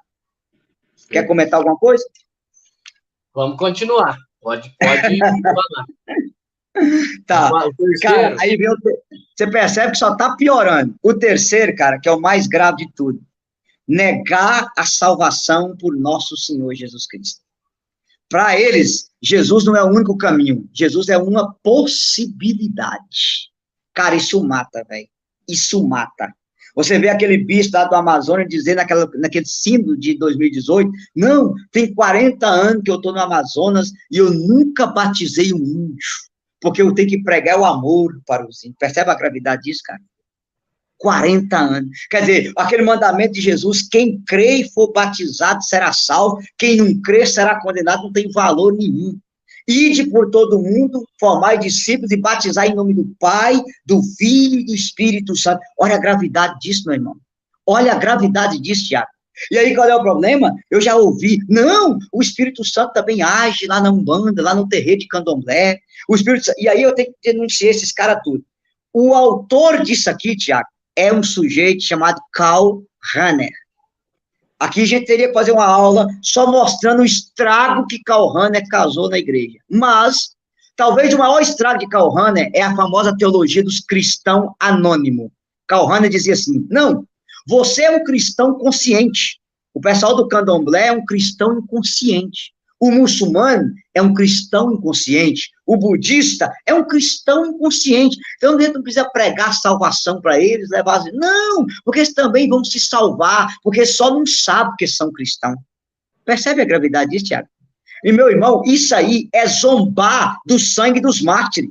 Porque se os romanos fossem cristãos inconscientes e os deuses deles lá fossem salvar eles, o pessoal cristão podia queimar incenso para os deuses romanos, tranquilamente, ué. Precisaria morrer crucificado, morrer... Para quê? Você percebe a gravidade disso? Então, assim, gente, nós somos católicos. Eu queria que vocês aprendessem uma coisa que é uma regra de ouro. Tupã não salva ninguém, os orixás não salvam ninguém, Alá não vai salvar ninguém, Xangô não vai... O único salvador é Jesus. Atos 4:12. Em nenhum outro há salvação, porque abaixo do céu não existe nenhum outro nome dado aos homens que podemos ser salvos, afora o nome de Jesus. João 14:6. Eu sou o caminho, a verdade e a vida. Ninguém vai ao Pai senão por mim. Tiago, o anjo aparece a José, Mateus 1:23, e fala, olha, ele salvará o seu povo dos seus pecados. Quando João Batista vê Jesus, João 1:29, eis o Cordeiro de Deus que tira o pecado do mundo. Cara, eles conseguem negar a redenção de nosso Senhor Jesus Cristo. Olha a gravidade disso, meu irmão. Olha a gravidade disso. E o pior, às vezes compara Jesus a Buda, aos orixás, aos Exus. Não, é tudo a mesma coisa. Você já foi em missa que a saudação era Axé Aurim. Você tem uma ideia da gravidade da coisa. Tipo assim, eu gosto sempre de dizer, Tiago, os nossos irmãos muçulmanos, os nossos irmãos budistas, os nossos irmãos do candomblé, os nossos irmãos do espiritismo, os irmãos da Umbanda, e de outras religiões, eles têm direito de escutar que Jesus, enquanto eles procuram a Deus, enquanto a religião deles é religar, é ligar o homem até Deus, enquanto eles vão atrás de Deus, Deus já veio atrás de nós. João 1,14, o verbo se fez carne e habitou entre nós. Esses irmãos têm direito de escutar que eles foram comprados na última gota do sangue de Jesus, que o Deus que estão à procura se manifestou em nosso Senhor e Salvador Jesus Cristo, que eles também, por Jesus, eles são comprados, e que eles precisam do santo batismo para se converter e serem de Jesus e morar no céu. Nós queremos deixar os nossos irmãos na ignorância, cara. Você consegue imaginar a gravidade disso? Não, Jesus é mais uma possibilidade. Inclusive, quem está nos assistindo, é só você ler aquele documento do Vaticano do ano 2000, 7 de setembro de 2000, Dominus Iesus, escrito por Bento XVI e João Paulo II. A Dominus Iesus foi escrito exclusivamente para condenar essa heresia da libertação, dizer que Jesus é uma possibilidade e que todo mundo vai se salvar sem Jesus. Cara, isso não é verdade. Jesus é o único salvador. Inclusive, Tiago, tem uma pregação minha aí no canal meu na internet, que eu falo, explico isso, para você entender a gravidade da coisa. Quando Jesus veio, no tempo dele, quem governava era o Império Romano. No Império Romano tinha uma saudação. O romano olhava para o outro e dizia, César é o Senhor. E o outro respondia, o Senhor é César.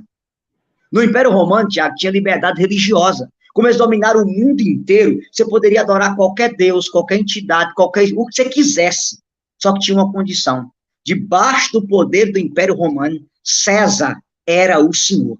Você poderia adorar qualquer Deus, qualquer entidade, qualquer espírito, mas com uma condição. César era o Senhor. Quando Paulo proclama, todo joelho se dobrará e toda língua confessará, para a glória de Deus Pai, que Jesus Cristo é o Senhor, começou a ter um problema. Por quê? Porque o romano encontrava com o cristão e dizia, César é o Senhor, e o cristão dizia, não, Jesus é o Senhor é Jesus. Tanto que a saudação cristã do início não era a paz de Jesus, não era a paz do Senhor, paz de Deus, o amor, mas não, o cristão encontrava com o outro e gritava, Jesus é o Senhor, e o outro respondia, o Senhor é Jesus.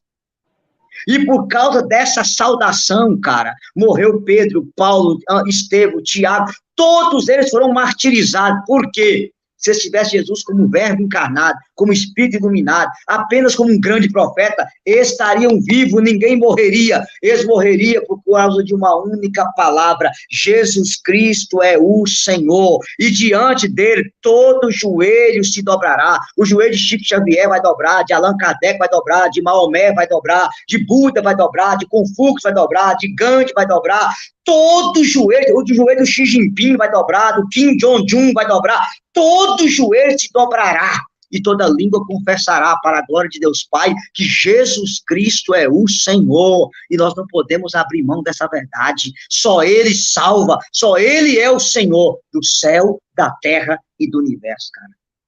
E aí o que você ouve, não, todos os caminhos vão dar a Roma, todas as religiões são boas, os índios, os orixá, aí você vê aqueles ecumenismo, que é exumenismo, que não tem nada de ecumenismo, é sincretismo religioso puro, porque, claro, a gente tem que ter diálogo interreligioso, isso a igreja prega, e ecumenismo com os irmãos de outras denominações cristãs. Um dia a gente pode fazer uma live para diferenciar o que é diálogo interreligioso do que é ecumenismo para o pessoal aqui. Mas o diálogo interreligioso a gente pode ter com todas as religiões? Claro que sim. Diálogo para quê? Para construir uma sociedade justa, solitária, para defender a paz, óbvio que sim. Mas no meio desse diálogo eu tenho que apresentar o senhorio de nosso Senhor e Salvador Jesus Cristo. Não é comparar uma coisa com a outra, não tem como você comparar Jesus com Maomé, comparar Jesus com Buda, não tem como. Não tem como. E isso, infelizmente. E aí eu quero até mudar de ação, Tiago, dizendo que Jesus não é o homem que quis ser Deus. Jesus é o Deus que quis ser homem. É diferente. João 1,14, o verbo se fez carne e habitou entre nós. João 3,16, Deus amou o mundo de tal maneira que enviou seu Filho único, para que todo aquele que nele crê não pereça, mas tenha a vida eterna. A humanidade tem que conhecer João 3,16. A humanidade tem que conhecer João 1,14. E nós não podemos trair nosso Senhor Jesus Cristo desse jeito, cara. Essa talvez seja a terceira mentira e a mais grave de todas, que você separa lá atrás o amor da verdade, da misericórdia, você nega o poder de Jesus e agora você nega a salvação exclusiva por Jesus. Você percebe a gravidade da coisa? Só a misericórdia de Deus, meu irmão. Só a misericórdia de Deus. Quer complementar alguma coisa, profeta? É que assim, teve até um irmão que falou aí no chat, né, que os bispos católicos não defendem a verdade, a igreja evangélica cresce por conta disso. E quem diz que o protestantismo prega a verdade? O protestantismo não prega a verdade, não. O protestantismo, ele tem apenas, como diz o Frei Raniero Cantalamessa, o protestantismo tem pedaços da verdade. A verdade completa só na Igreja Católica. Mesmo que bispos e padres estejam pregando a mentira, a verdade e a fidelidade nós temos da igreja por parte de leigos, por parte de santos, por parte de bons padres, e isso nunca vai mudar.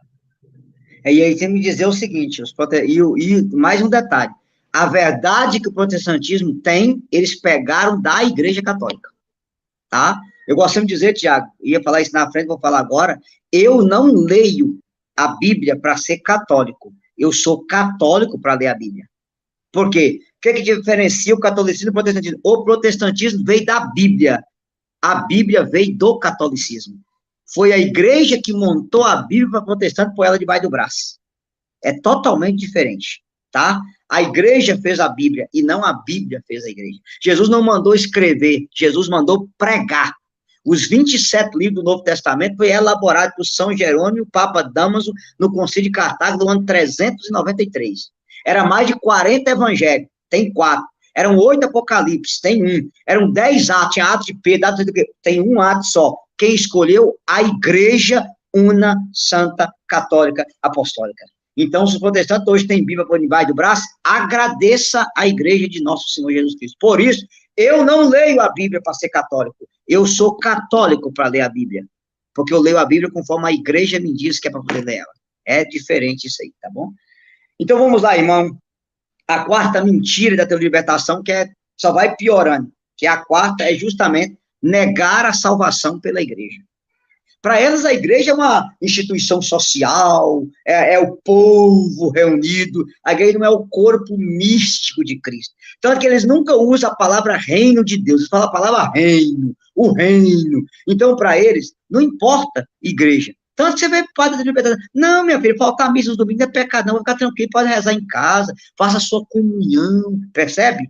Eles não valorizam em nada o valor da igreja para a salvação. E aqui a gente tem que citar algumas coisas, Tiago, importantíssimas. Primeiro, Bento XVI dizia que a igreja existe para conter o avanço do inferno sobre a face da terra. Número 2, a igreja é a reunião de muitos, de poucos, que vai salvar muitos. Eu falei para você um dia numa live aí, que São Cirilo de Jerusalém, lá no século III, dizia assim como a vontade de Deus é um ato e se chama mundo, a intenção de Deus é a salvação da humanidade, se chama igreja. Parágrafo 819 do Catecismo. Toda a salvação vem de Cristo cabeça e é exercida através de seu corpo, que é a igreja. Não dá para separar a cabeça do corpo. Mas quem acaba negando a salvação da cabeça, acaba negando o corpo e dá importância nenhuma para o corpo. E aí é bom a gente dizer para as pessoas, a igreja é o braço do Cristo estendido na história da humanidade. Quando a igreja te batiza, é Cristo que batiza você. Quando a igreja te crisma, é Cristo que unge você. Quando você confessa, é Cristo que perdoa seus pecados. Quando você recebe o som dos enfermos, é Cristo que cura você. E quando você casa, é Cristo que une você. A igreja é o braço estendido do Cristo na história da humanidade. Eu queria só lembrar isso, Tiago. Eu gosto sempre de dizer isso, né? A igreja não é dona da verdade. A igreja é serva da verdade. Mas não foi a igreja que inventou a verdade, foi a verdade que inventou a igreja. É bom ter isso no coração. Não foi a igreja que inventou a verdade, foi a verdade que inventou a igreja. Jesus quis uma igreja para continuar a obra de salvação dele na história da humanidade. Tu és Pedro, e sobre esta pedra eu edificarei a minha igreja. E não é uma igreja invisível, não, é uma igreja visível. Tinha 12 apóstolos, e Pedro era o pastor, era o chefe, era o primeiro. Quando alguém me pergunta, onde é que tem a palavra papa na Bíblia? Em 2 textos. Primeiro, Mateus 10, versículo 2. Eis o nome dos 12 apóstolos. O primeiro, Simão, chamado Pedro. O que é papa? Pedro, apóstolo, primeiro apóstolo. Mateus 10, 2. Eis o nome dos 12 apóstolos. O primeiro, Simão, chamado Pedro. Depois, lá em João, capítulo 21. É bom você ter essa noção. No Antigo Testamento, o Senhor é o meu pastor, Salmo 22. João 10, 11. Eu sou o bom pastor. Quando Jesus morre e ressuscita, ele aparece a Pedro, Simão, tu me amas, tu sabes tudo, tu sabes que eu te amo, apacenta as minhas ovelhas. Esse Jesus que é pastor, instituiu Pedro, o pastor das suas ovelhas. Lucas 22, 31, Simão, eu orei por ti, vai e confirma seus irmãos. Isso só foi dito a Pedro, a nenhum dos 12, porque Pedro é a fonte da unidade, é a pedra, né? A gente poderia dar uma aula sobre o papado para as pessoas. Mas é bom lembrar que São Cipriano de Cartago dizia lá no ano 248, assim como fora da arca de Noé não houve salvação, fora da barca de Pedro não há salvação. É bom a gente lembrar isso para as pessoas. Tiago, Jesus na Bíblia só subiu em uma única barca, na barca de Pedro. Está lá em Lucas capítulo 5. Havia várias barcas na beira da praia e Jesus sobe na barca de Pedro. A única barca que Jesus subiu foi a barca de Pedro, que a barca de Pedro é a igreja. É essa igreja que diz, as portas do inferno não prevalecerão contra ela. E aí a igreja é a arca de Noé, a nova arca de Noé. Ninguém se salvou fora da arca, ninguém se salvará fora da igreja. Se diz a minha família toda é protestante, inclusive o meu irmão é pastor. Você mesmo me questiona, mas vocês estão tirando a salvação da cristologia e passando para a eclesiologia? Eu falei, não, é para dizer para você que é uma ligação tão grande entre Cristo e a igreja que não se separa a cabeça do corpo. Se você separar o corpo da cabeça, não tem como. A salvação vem da cabeça exercida através do corpo. Percebe? Há uma ligação, então não se separa Cristo da igreja. É uma coisa só. A igreja é o Cristo total. É Cristo total. Então, a cabeça e o corpo. Não se separa uma coisa da outra. E eu gosto sempre de dizer isso, cara. Santo Agostinho já dizia, né? Fora da igreja você encontra tudo, menos salvação. Que a salvação está em Cristo exercida no seu corpo, que é a igreja. E é uma pena que, para a teologia de libertação, isso não tem a mínima importância, Tiago. A mínima. Para eles, tanto faz como tanto fez. Aí o 846 do Catecismo é claro em dizer isso. E aí eu vou ter que falar para você o que eu sempre faço nas pregações para explicar às pessoas, Tiago. Porque o povo tem que entender isso aqui, ó. Eu tenho na minha mão aqui a minha carteira de identidade. Para eu provar que isso aqui sou eu, tem que ter 4 coisas: nome, número, foto e assinatura. A Igreja de Cristo também não tem nome, ela tem identidade. E qual é a identidade dela? Una, santa, católica e apostólica.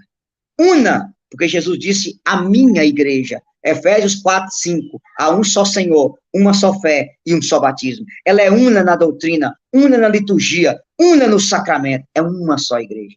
Ela é santa, como eu já expliquei. Por quê? Porque os filhos é pecador, mas ela é santa, porque a cabeça é santa e a cabeça é o fundador dela. E ela é santa e santificante, que Cristo instituiu a igreja para nos levar à santidade. Os filhos é pecador, mas a igreja de Cristo, ela é santa. Católica, porque a salvação vai para todos, catolocos, universal. Ide por todo mundo e pregar o evangelho. Sereis minhas testemunhas até nos confins do mundo. E ela é apostólica, fundada sobre a fé apostólica. Não se pode negar isso. Por isso que Paulo VI dizia, a igreja é perita em humanidade. Né? E aí, Tiago, a gente tem que falar algumas coisas interessantes, vou ter que falar isso aqui, o pessoal sempre gosta que eu falo. É Napoleão Bonaparte, né, quando ele mandou prender o Papa Pio VII, porque o Papa queria que o Papa, Napoleão queria que o Papa desse o divórcio de Jerônimo. Oh, aleluia. Voltou? Voltou, né? Queria que o Papa desse o divórcio de Jerônimo, e aí o soldado chegou e falou, Napoleão, já que você não gosta do Papa, funda uma igreja para nós. E Napoleão disse, meu filho, me pede qualquer coisa, menos isso. Ele falou, por quê? Ele disse, para fundar uma igreja eu tenho que fazer 2 coisas. A primeira é morrer na cruz. A segunda é ressuscitar. Morrer na cruz eu não quero. Ressuscitar eu não posso. Eu não tenho direito de fundar uma igreja para você. Então, eu e você, para fundar uma igreja, tem que fazer 2 coisas. Morrer na cruz e ressuscitar. Morrer na cruz eu não quero, ressuscitar eu não posso. E aí, Tiago, eu queria lembrar para as pessoas o seguinte, para a gente mudar de assunto, uma coisa importante. Quando Jesus vai morrer na cruz, rasgam as vestes de Jesus em 4 partes. Mas a túnica de Jesus ficou intacta. Por quê? As vestes é a salvação. A salvação atinge as 4 partes. Norte, sul, leste, oeste. Mas a túnica é a igreja. E a túnica não foi rasgada. Porque a túnica de Jesus, a igreja de Cristo, não pode ser rasgada. É uma única igreja. A minha igreja. A única igreja. Uma só fé. Um só Senhor e um só batismo. E nós não podemos abrir mão disso, meu irmão. Tu és Pedro, e sobre esta pedra eu edificarei a minha igreja, tá? Aí eu queria lembrar para as pessoas que o Pastore é o maior teólogo protestante da história, que ele desafiou o Papa Leão XIII a abrir as comportas do Vaticano, os arsenais, para ele poder montar um livro sobre a história dos papas para acabar com a igreja. E Leão XIII falou que ele não pode vir. O Papa abriu lá as bibliotecas do Vaticano e pastor ficou anos escrevendo. E quando acabou o livro, ele foi ler o livro, ele falou para o Papa, com santidade, eu quero ser católico. O Papa falou, por quê? Ele disse que depois que eu li esse livro aqui, no meio de tanto Papa terrível que a igreja teve, essa igreja não acabou, eu quero entrar nela. Ela é a igreja de nosso Senhor Jesus Cristo. Aqui, Tiago, eu poderia discorrer a história da igreja, falando do cesaropapismo, falando da crise de Avignon, falando dos pecados que houve. A coisa bela é essa. Os pecados nunca podem destruir a igreja de Cristo, porque ela não é a igreja da terra para o céu, ela é a igreja do céu para a terra. E eu vou replicar isso para as pessoas aqui, que eu falei para uma professora de história, que veio me questionar.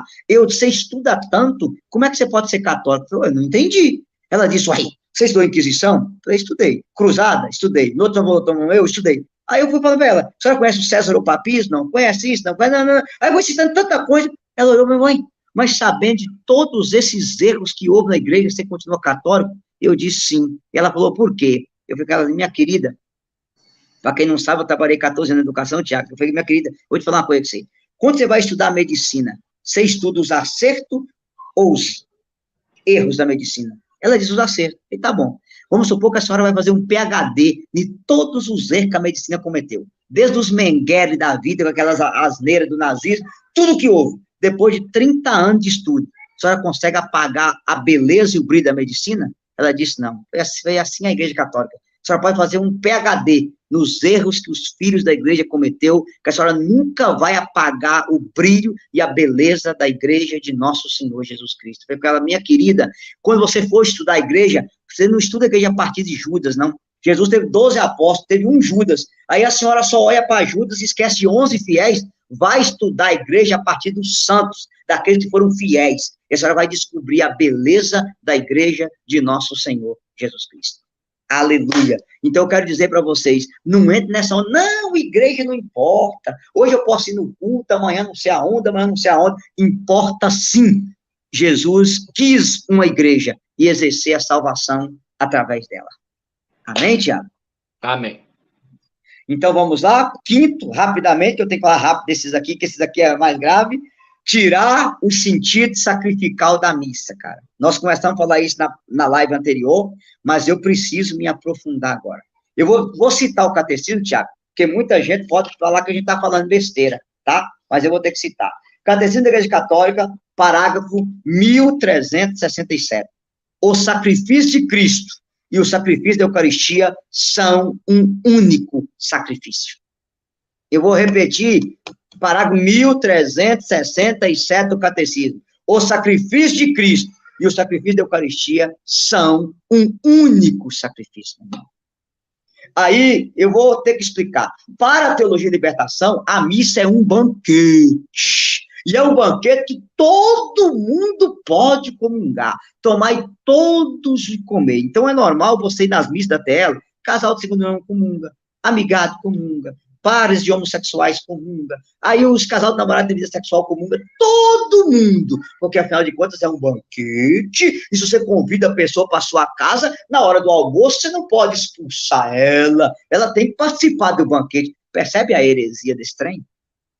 Você retira todo o sentido sacrificial da missa. Inclusive as pessoas que estão aqui, Tiago, se você quiser estar lá no meu canal, Pregadores do Ar, tem duas pregações, uma chamada Explicando a Missa Passo a Passo, e a outra chamada o Santo Sacrifício da Missa. Mas quem quiser aprofundar sobre isso, eu vou pedir, você te passa o zap. O leigo católico no Brasil que mais conhece Santa Missa se chama Celito Garcia. Pode entrar no Instagram aí. Eu já preguei muito com ele. Eu não conheço ninguém que conhece melhor sobre Santa Missa do que o Celito. Eu vou pedir você para fazer uma live depois com ele, para aprofundar isso com as pessoas. Mas vamos lá. A missa, Tiago, tem 4 tipos de sacrifício. E eu coloco isso bem no livro aqui. Sacrifício latrêutico, sacrifício propiciatório, sacrifício eucarístico e sacrifício imprecatório. Aqui vamos olhar lá. O que é sacrifício latrêutico? É sacrifício de adoração. Só que tem um detalhe, Tiago. Na missa, não sou eu apenas que adoro Cristo. Na missa é Cristo que adora o Pai por mim.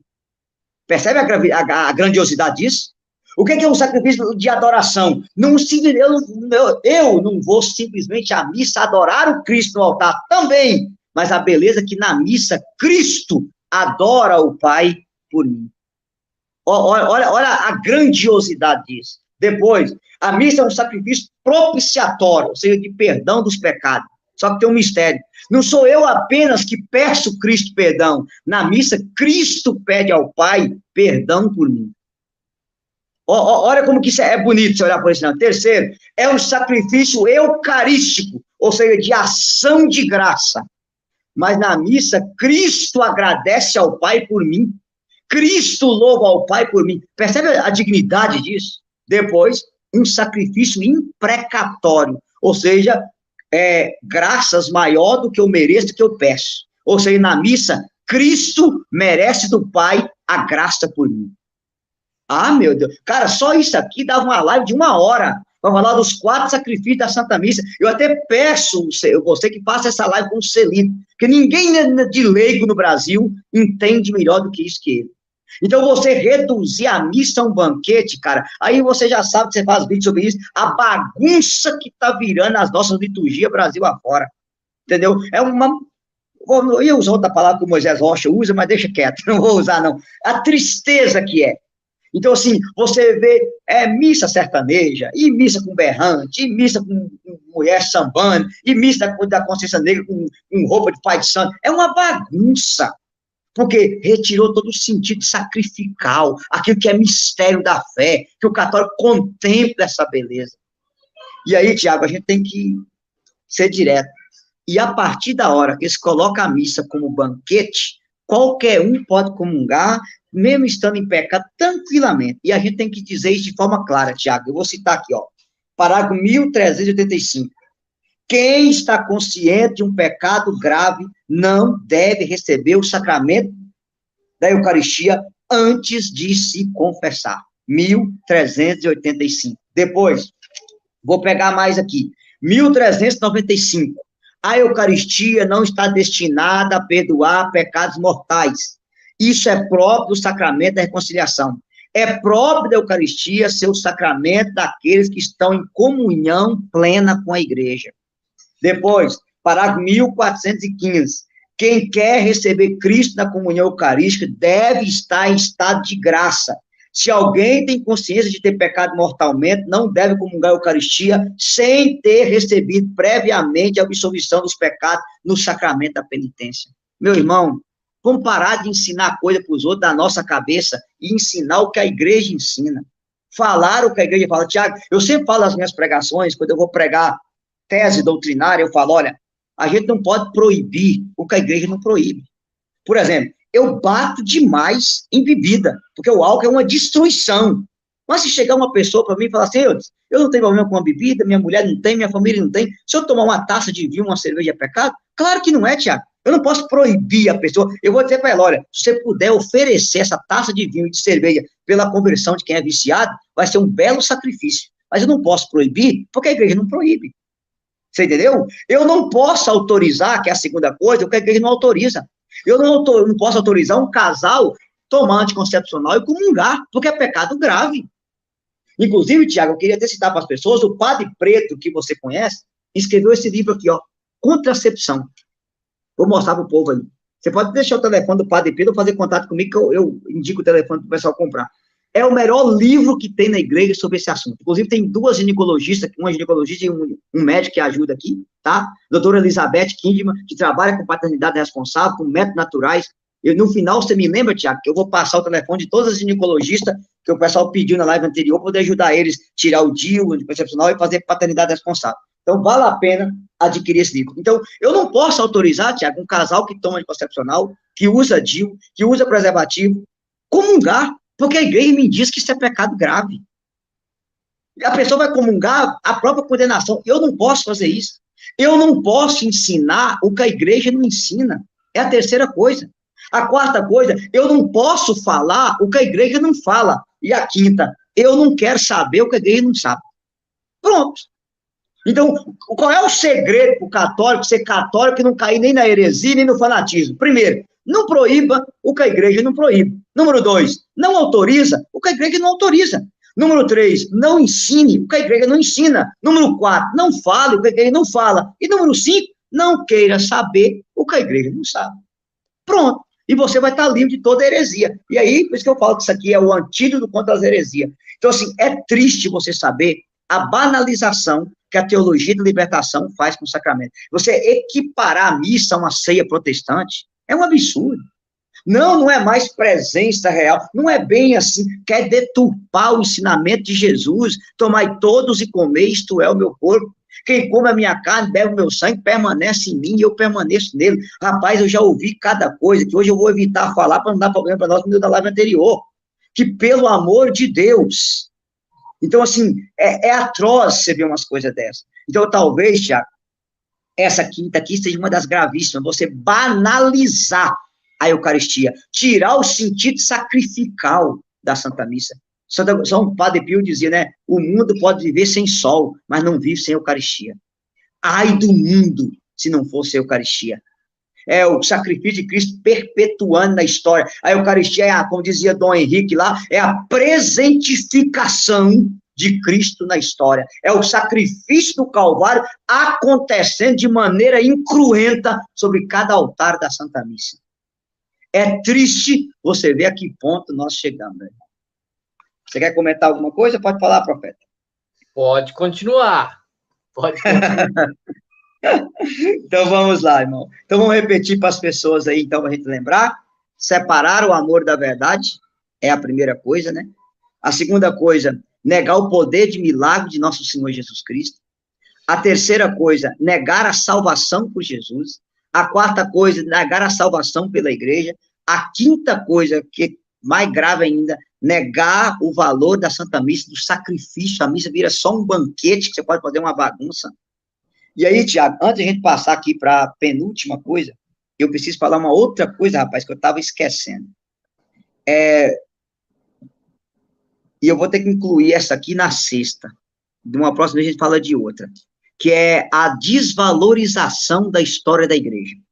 Para a teologia da libertação, só vale do Concílio Vaticano II para frente. Do Concílio para trás, nada presta. E aqui, Tiago, a gente tem que dar uma aulinha bem rapidinho para as pessoas entenderem. Nós temos 3 ramos dentro da igreja que dói. Existe uma galera do outro lado que, para eles, a igreja morreu no concílio. Do concílio para frente, tudo é heresia, a sé está vacante, nada mais presta. E do outro lado, tem a teologia da libertação, que crê que a igreja nasceu no concílio. E que do concílio para trás, tudo é retrógrado, tudo é ultrapassado, nada presta. Eu não sei qual dos dois que é pior. Se a galera de cá que crê que a igreja morreu no concílio, se é de cá que crê que a igreja nasceu no concílio. Com um detalhe.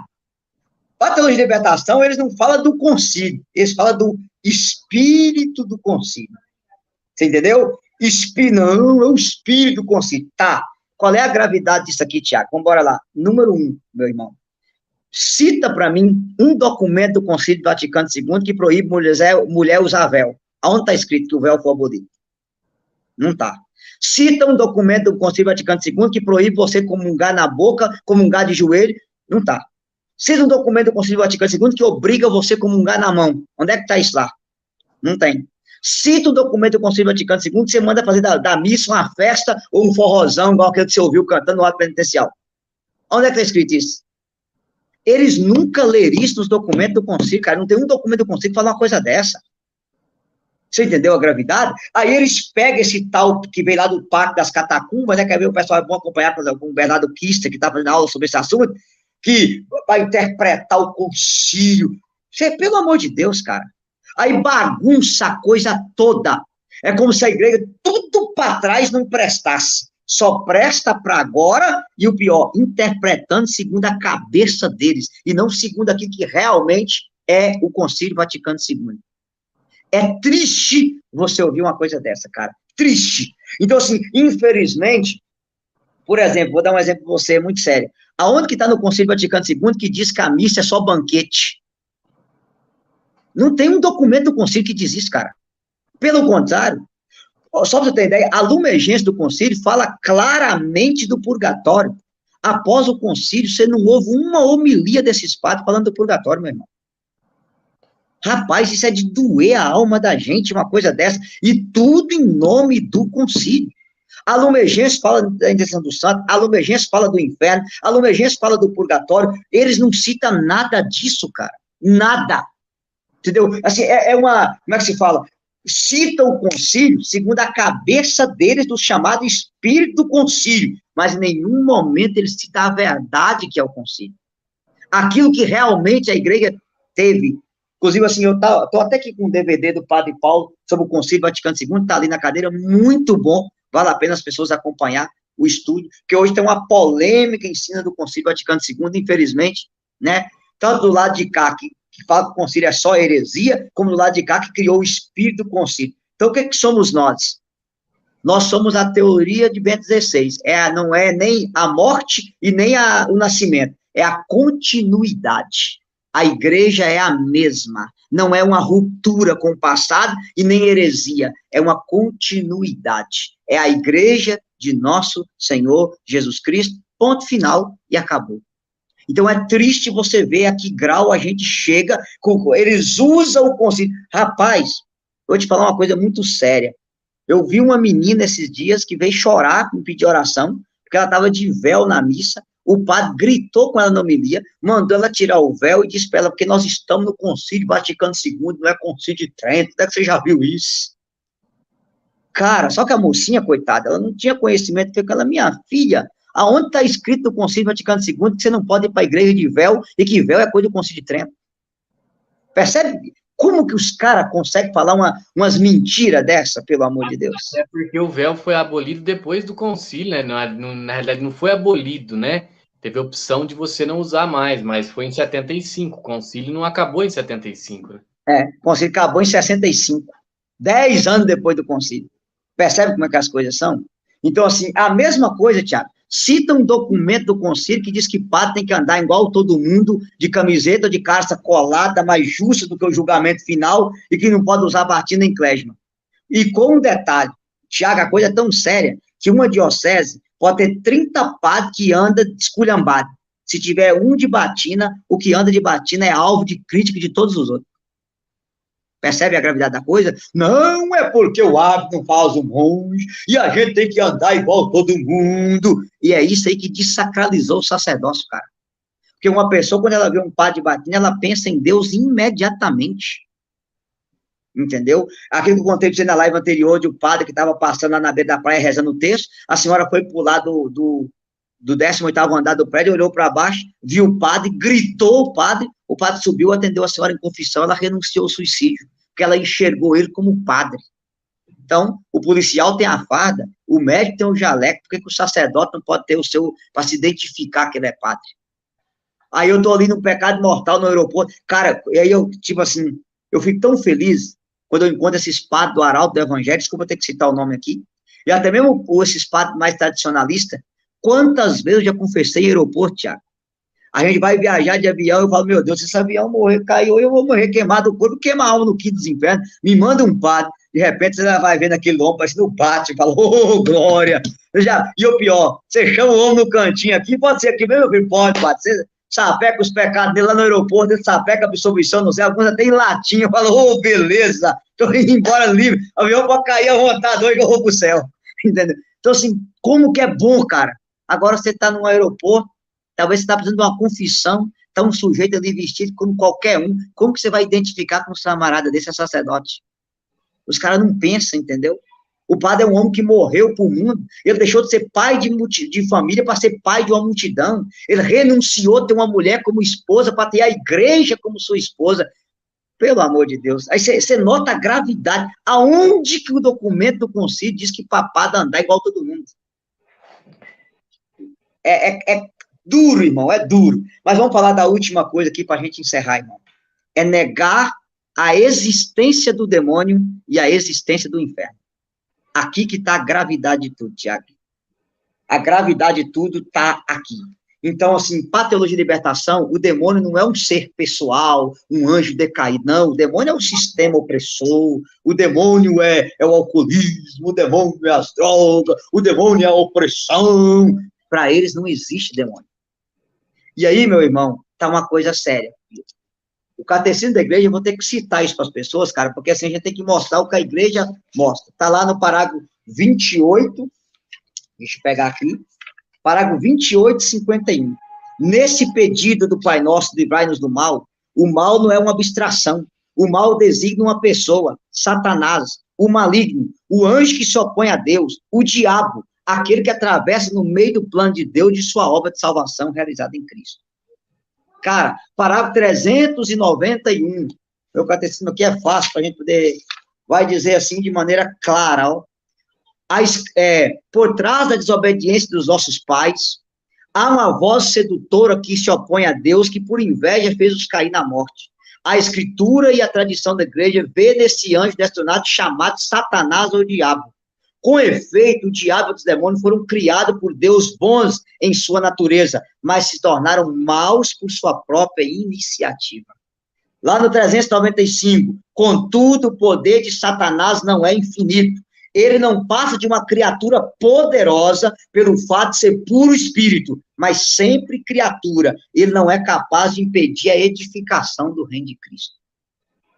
Meu irmão do céu, Aí está uma gravidade que eu falei na live anterior, 1 João 3, versículo 8. Jesus se manifestou para destruir as obras do demônio. Logo, se o demônio não existe, não há obra do demônio. Se não há obra do demônio, Jesus se manifestou em vão. Então, negar o demônio é negar a redenção de nosso Senhor Jesus Cristo. Você tem noção da gravidade disso, cara? Pensa, se você nega o demônio, você nega tudo. Tudo. Não precisa de igreja, não precisa de religião, não precisa de nada. Para quê? Sim. E aí, cara, tem um problema sério, Tiago, que eu sempre gosto, que é duas coisas importantes. Primeiro, o crisma. Renunciais ao demônio, autor e princípio do pecado? Renuncio. Se o demônio é autor e princípio do pecado, se o demônio não existe, o pecado não existe, cara. E se o pecado não existe, Jesus morreu em vão. Até porque, aí a gente teria que dar uma aula sobre isso, o pecado é uma realidade angélica, não é uma realidade humana, não. É uma realidade angélica. Olha, você vê a gravidade disso aqui. Então, se você negou o demônio, você já vai negar os anjos. E negando o demônio, você já nega o pecado. Negou o pecado, acabou a redenção. Aí, como eu falei na live, né, eu vou ter que concordar com o Raul Seixas. Mamãe, eu tenho medo, coitado, foi tão cedo, de pendurado numa cruz, eu não sou besta para tirar onda de herói. Xingou Jesus de besta. Mas, nesse caso, a teologia da libertação está concordando com o Raul Seixas. Está chamando Jesus de besta. Porque se não tem inferno, Jesus morreu para quê? Aí ele morreu para nos salvar, mas nos salvar do quê? Da condenação eterna. Então, logo, se não tem inferno, não tem jeito, o que Jesus vai fazer no mundo? Percebe a gravidade da coisa? Então, assim, é essa tristeza, cara, que a gente vê o tempo todo. Então, eu peço às pessoas que estão aqui, se vocês não viram a live anterior, vai ver a live anterior das 10 dicas que eu falei lá, como identificar um padre da teologia da libertação, porque isso aqui é o caso mais grave, Tiago. Porque quando você nega a existência do demônio e nega a existência do inferno, você está negando a redenção de nosso Senhor Jesus Cristo. Você está anulando o sacrifício de nosso Senhor e Salvador Jesus Cristo. Então não teria sentido nenhum Jesus morrer. Percebe a gravidade da coisa? Então você nunca vai ver um discurso deles falando do inferno. Como eu falei na live anterior, né? Que o dogma do purgatório é o mais grave. Mas assim, negar o inferno ainda consegue ser mais grave que o purgatório. Porque negar o inferno, você está negando a redenção. Entendeu? Quando você nega o purgatório, talvez você está caindo naquela heresia protestante. Não, uma vez salvo, para sempre salvo, Jesus me salvou, já é suficiente, não precisa mais nada. Que isso aí não deixa de ser uma heresia. Porque o purgatório ele não anula a redenção de Jesus. Não. O purgatório eu fui redimido por Cristo, mas não atingi a santidade necessária para contemplar Cristo. Aí, pelos méritos da misericórdia divina, eu passo por uma purificação após a morte. Isso é o purgatório. Agora, o inferno, não. Você negar o inferno, você acaba com a redenção de Jesus, cara. Você negar isso, você destruiu o evangelho. Rapaz, Jesus começa os 4 evangelhos batendo de frente com o diabo. O evangelho de Mateus, o evangelho de Marcos. O evangelho de Marcos, se você tirar os exorcismos de Jesus, você acaba com os evangelhos. Atos 10, a partir do versículo 36, Jesus, por onde passava, fazia o bem, expulsando os demônios. Pelo amor de Deus, cara. Então, assim, é umas coisas que eu falo, meu Deus do céu, na cabeça, e assim, e eles fazem isso sabendo que não é a opinião da igreja, é a opinião deles. Deles, entendeu? E estão dentro da igreja para destruir ela de dentro para fora. E aí é um problema, Tiago, que eu sempre falo, né? Quando você não denuncia as obras das trevas, quando você não denuncia Satanás, Satanás trabalha sem ser incomodado, tranquilamente. Irmão, eu queria só contar 2 fatos aqui para você, para poder ajudar nisso aqui, para a gente caminhar para o final. Eu conheço um padre, que você conhece, que na paróquia dele, há uma menina, que ela tinha feito vários pactos com o demônio, mexido com falsas doutrinas, que a gente não pode falar o nome aqui agora, que vai ter o Dia Nacional delas no Brasil. E essa menina, ao se converter, teve um fato interessante. Ele recebeu várias sessões de exorcismo, ele acompanha ela até hoje, e eu estava lá. Você pode rezar com ela tranquilamente, Tiago, que não acontece nada. Mas na hora da consagração do milagre eucarístico, o padre já deixa 2 rapazes fortes para segurar ela. O demônio se manifesta somente na hora da consagração, porque o demônio não tolera a redenção de Cristo atualizada em cima do altar. E aí, inclusive, assim, eu presenciei essa cena. O padre consagrou Jesus. entendeu? Levantou a Eucaristia, imediatamente a opressão demoníaca pega a moça, porque o demônio tem pavor do sacrifício de nosso Senhor Jesus Cristo. Tanto, Tiago, que isso aqui é uma coisa tão séria, numa visão de Santa Francisca Romana, o anjo Rafael acompanhava ela na visão, ela chega no inferno, ela vê um quarto todo iluminado, e o anjo aproxima a visão dela, aquele quarto tinha um monte de mãos iluminadas, e aí São Rafael fala para ela, quando os padres vêm para o inferno, a mão do padre continua iluminando até no inferno, e o demônio corta as mãos e joga aqui nesse quarto, porque o demônio não tolera a luz, e o demônio odeia as mãos do sacerdote, por isso os sacerdotes que foram ao inferno, eles entrarão sem as mãos no inferno. Olha a gravidade disso, Tiago. Olha como que o demônio odeia as mãos de um padre. Pra você entender uma coisa, Nossa Senhora trouxe Jesus uma vez na terra, as mãos do sacerdote traz Jesus todas as vezes que ele sobe no altar. Tomai todo e comei, isto é o meu corpo. As mãos sacerdotais faz coisa que Maria e que São Miguel Arcanjo não faz, porque a mão de um padre pode perdoar nossos pecados. A mão de Nossa Senhora de São Miguel não pode fazer isso, cara. Olha a grandiosidade disso. E como que isso é colocado assim, ó, destruído ao negar a existência do inferno. Porque se não tem o inferno, Tiago, eu me confesso para quê? Se não tem o inferno, você é fiel à sua esposa para quê? Rapaz, vai para Gandaia, arruma ter rapariga, vai para putaria. Não gosto de falar aqui em Minas Gerais? Ué, todo mundo vai para o céu. Agora, eu vou fazer missão no presídio, como eu sempre faço, chegar para os meus, vou pregar conversão para aqueles preços, para quê, meu filho? Mata, rouba, estupra, pinta do céu. O dia que você morrer, o céu te espera. Então, assim, é umas coisas, cara. Eu gosto sempre de dizer para as pessoas, Tiago, você consegue imaginar o seguinte, Madre Teresa de Calcutá e Hitler morressem no mesmo dia. Aí Madre Teresa chega lá e Jesus fala, Madre, quais são suas obras? Olha, Jesus, eu cuidei dos pobres, dei banho em pobre, defendi a vida, fui contra o aborto, batalhei, gastei as energias do meu corpo fazendo boas obras na face da terra, foi isso que eu fiz. Aí Jesus pergunta, Hitler, quais são suas obras? Hitler, aquele bigodinho, fala em alemão, você fala alemão, olha Jesus, eu matei 6 milhões de judeus, eu casei uma guerra mundial, eu matei 2 mil padres, matei pastor, matei testemunho de Jeová, matei cigano, eu pintei o inferno, essas são minhas obras. E Jesus fala, pois não, Hitler, toma só a auréola, Madre Teresa, toma só a auréola. Você consegue imaginar Rita e Madre Teresa do lado, balançando as asinhas com a auréola no céu? Ah, tia, me ajuda, né, irmão? Tem misericórdia. Até a sua razão consegue entender que vai ter um prêmio para quem faz o bem e um prêmio para quem faz o mal. Porque aí Deus seria injusto se ele desse a Madre Teresa o mesmo prêmio que ele deu para Hitler. Perfeito. Então, assim, cara, olha a cabeça desse povo, meu irmão. Então, assim, se o inferno não existe, se ninguém vai para lá, o que eu vou fazer na igreja? O que eu vou rezar? O que eu vou lutar para ver castidade, ver santidade? Não! Vamos todo mundo para Gandaia, que todo mundo vai para o céu. Então, meu irmão, acho que essas aqui são as 7 principais heresias.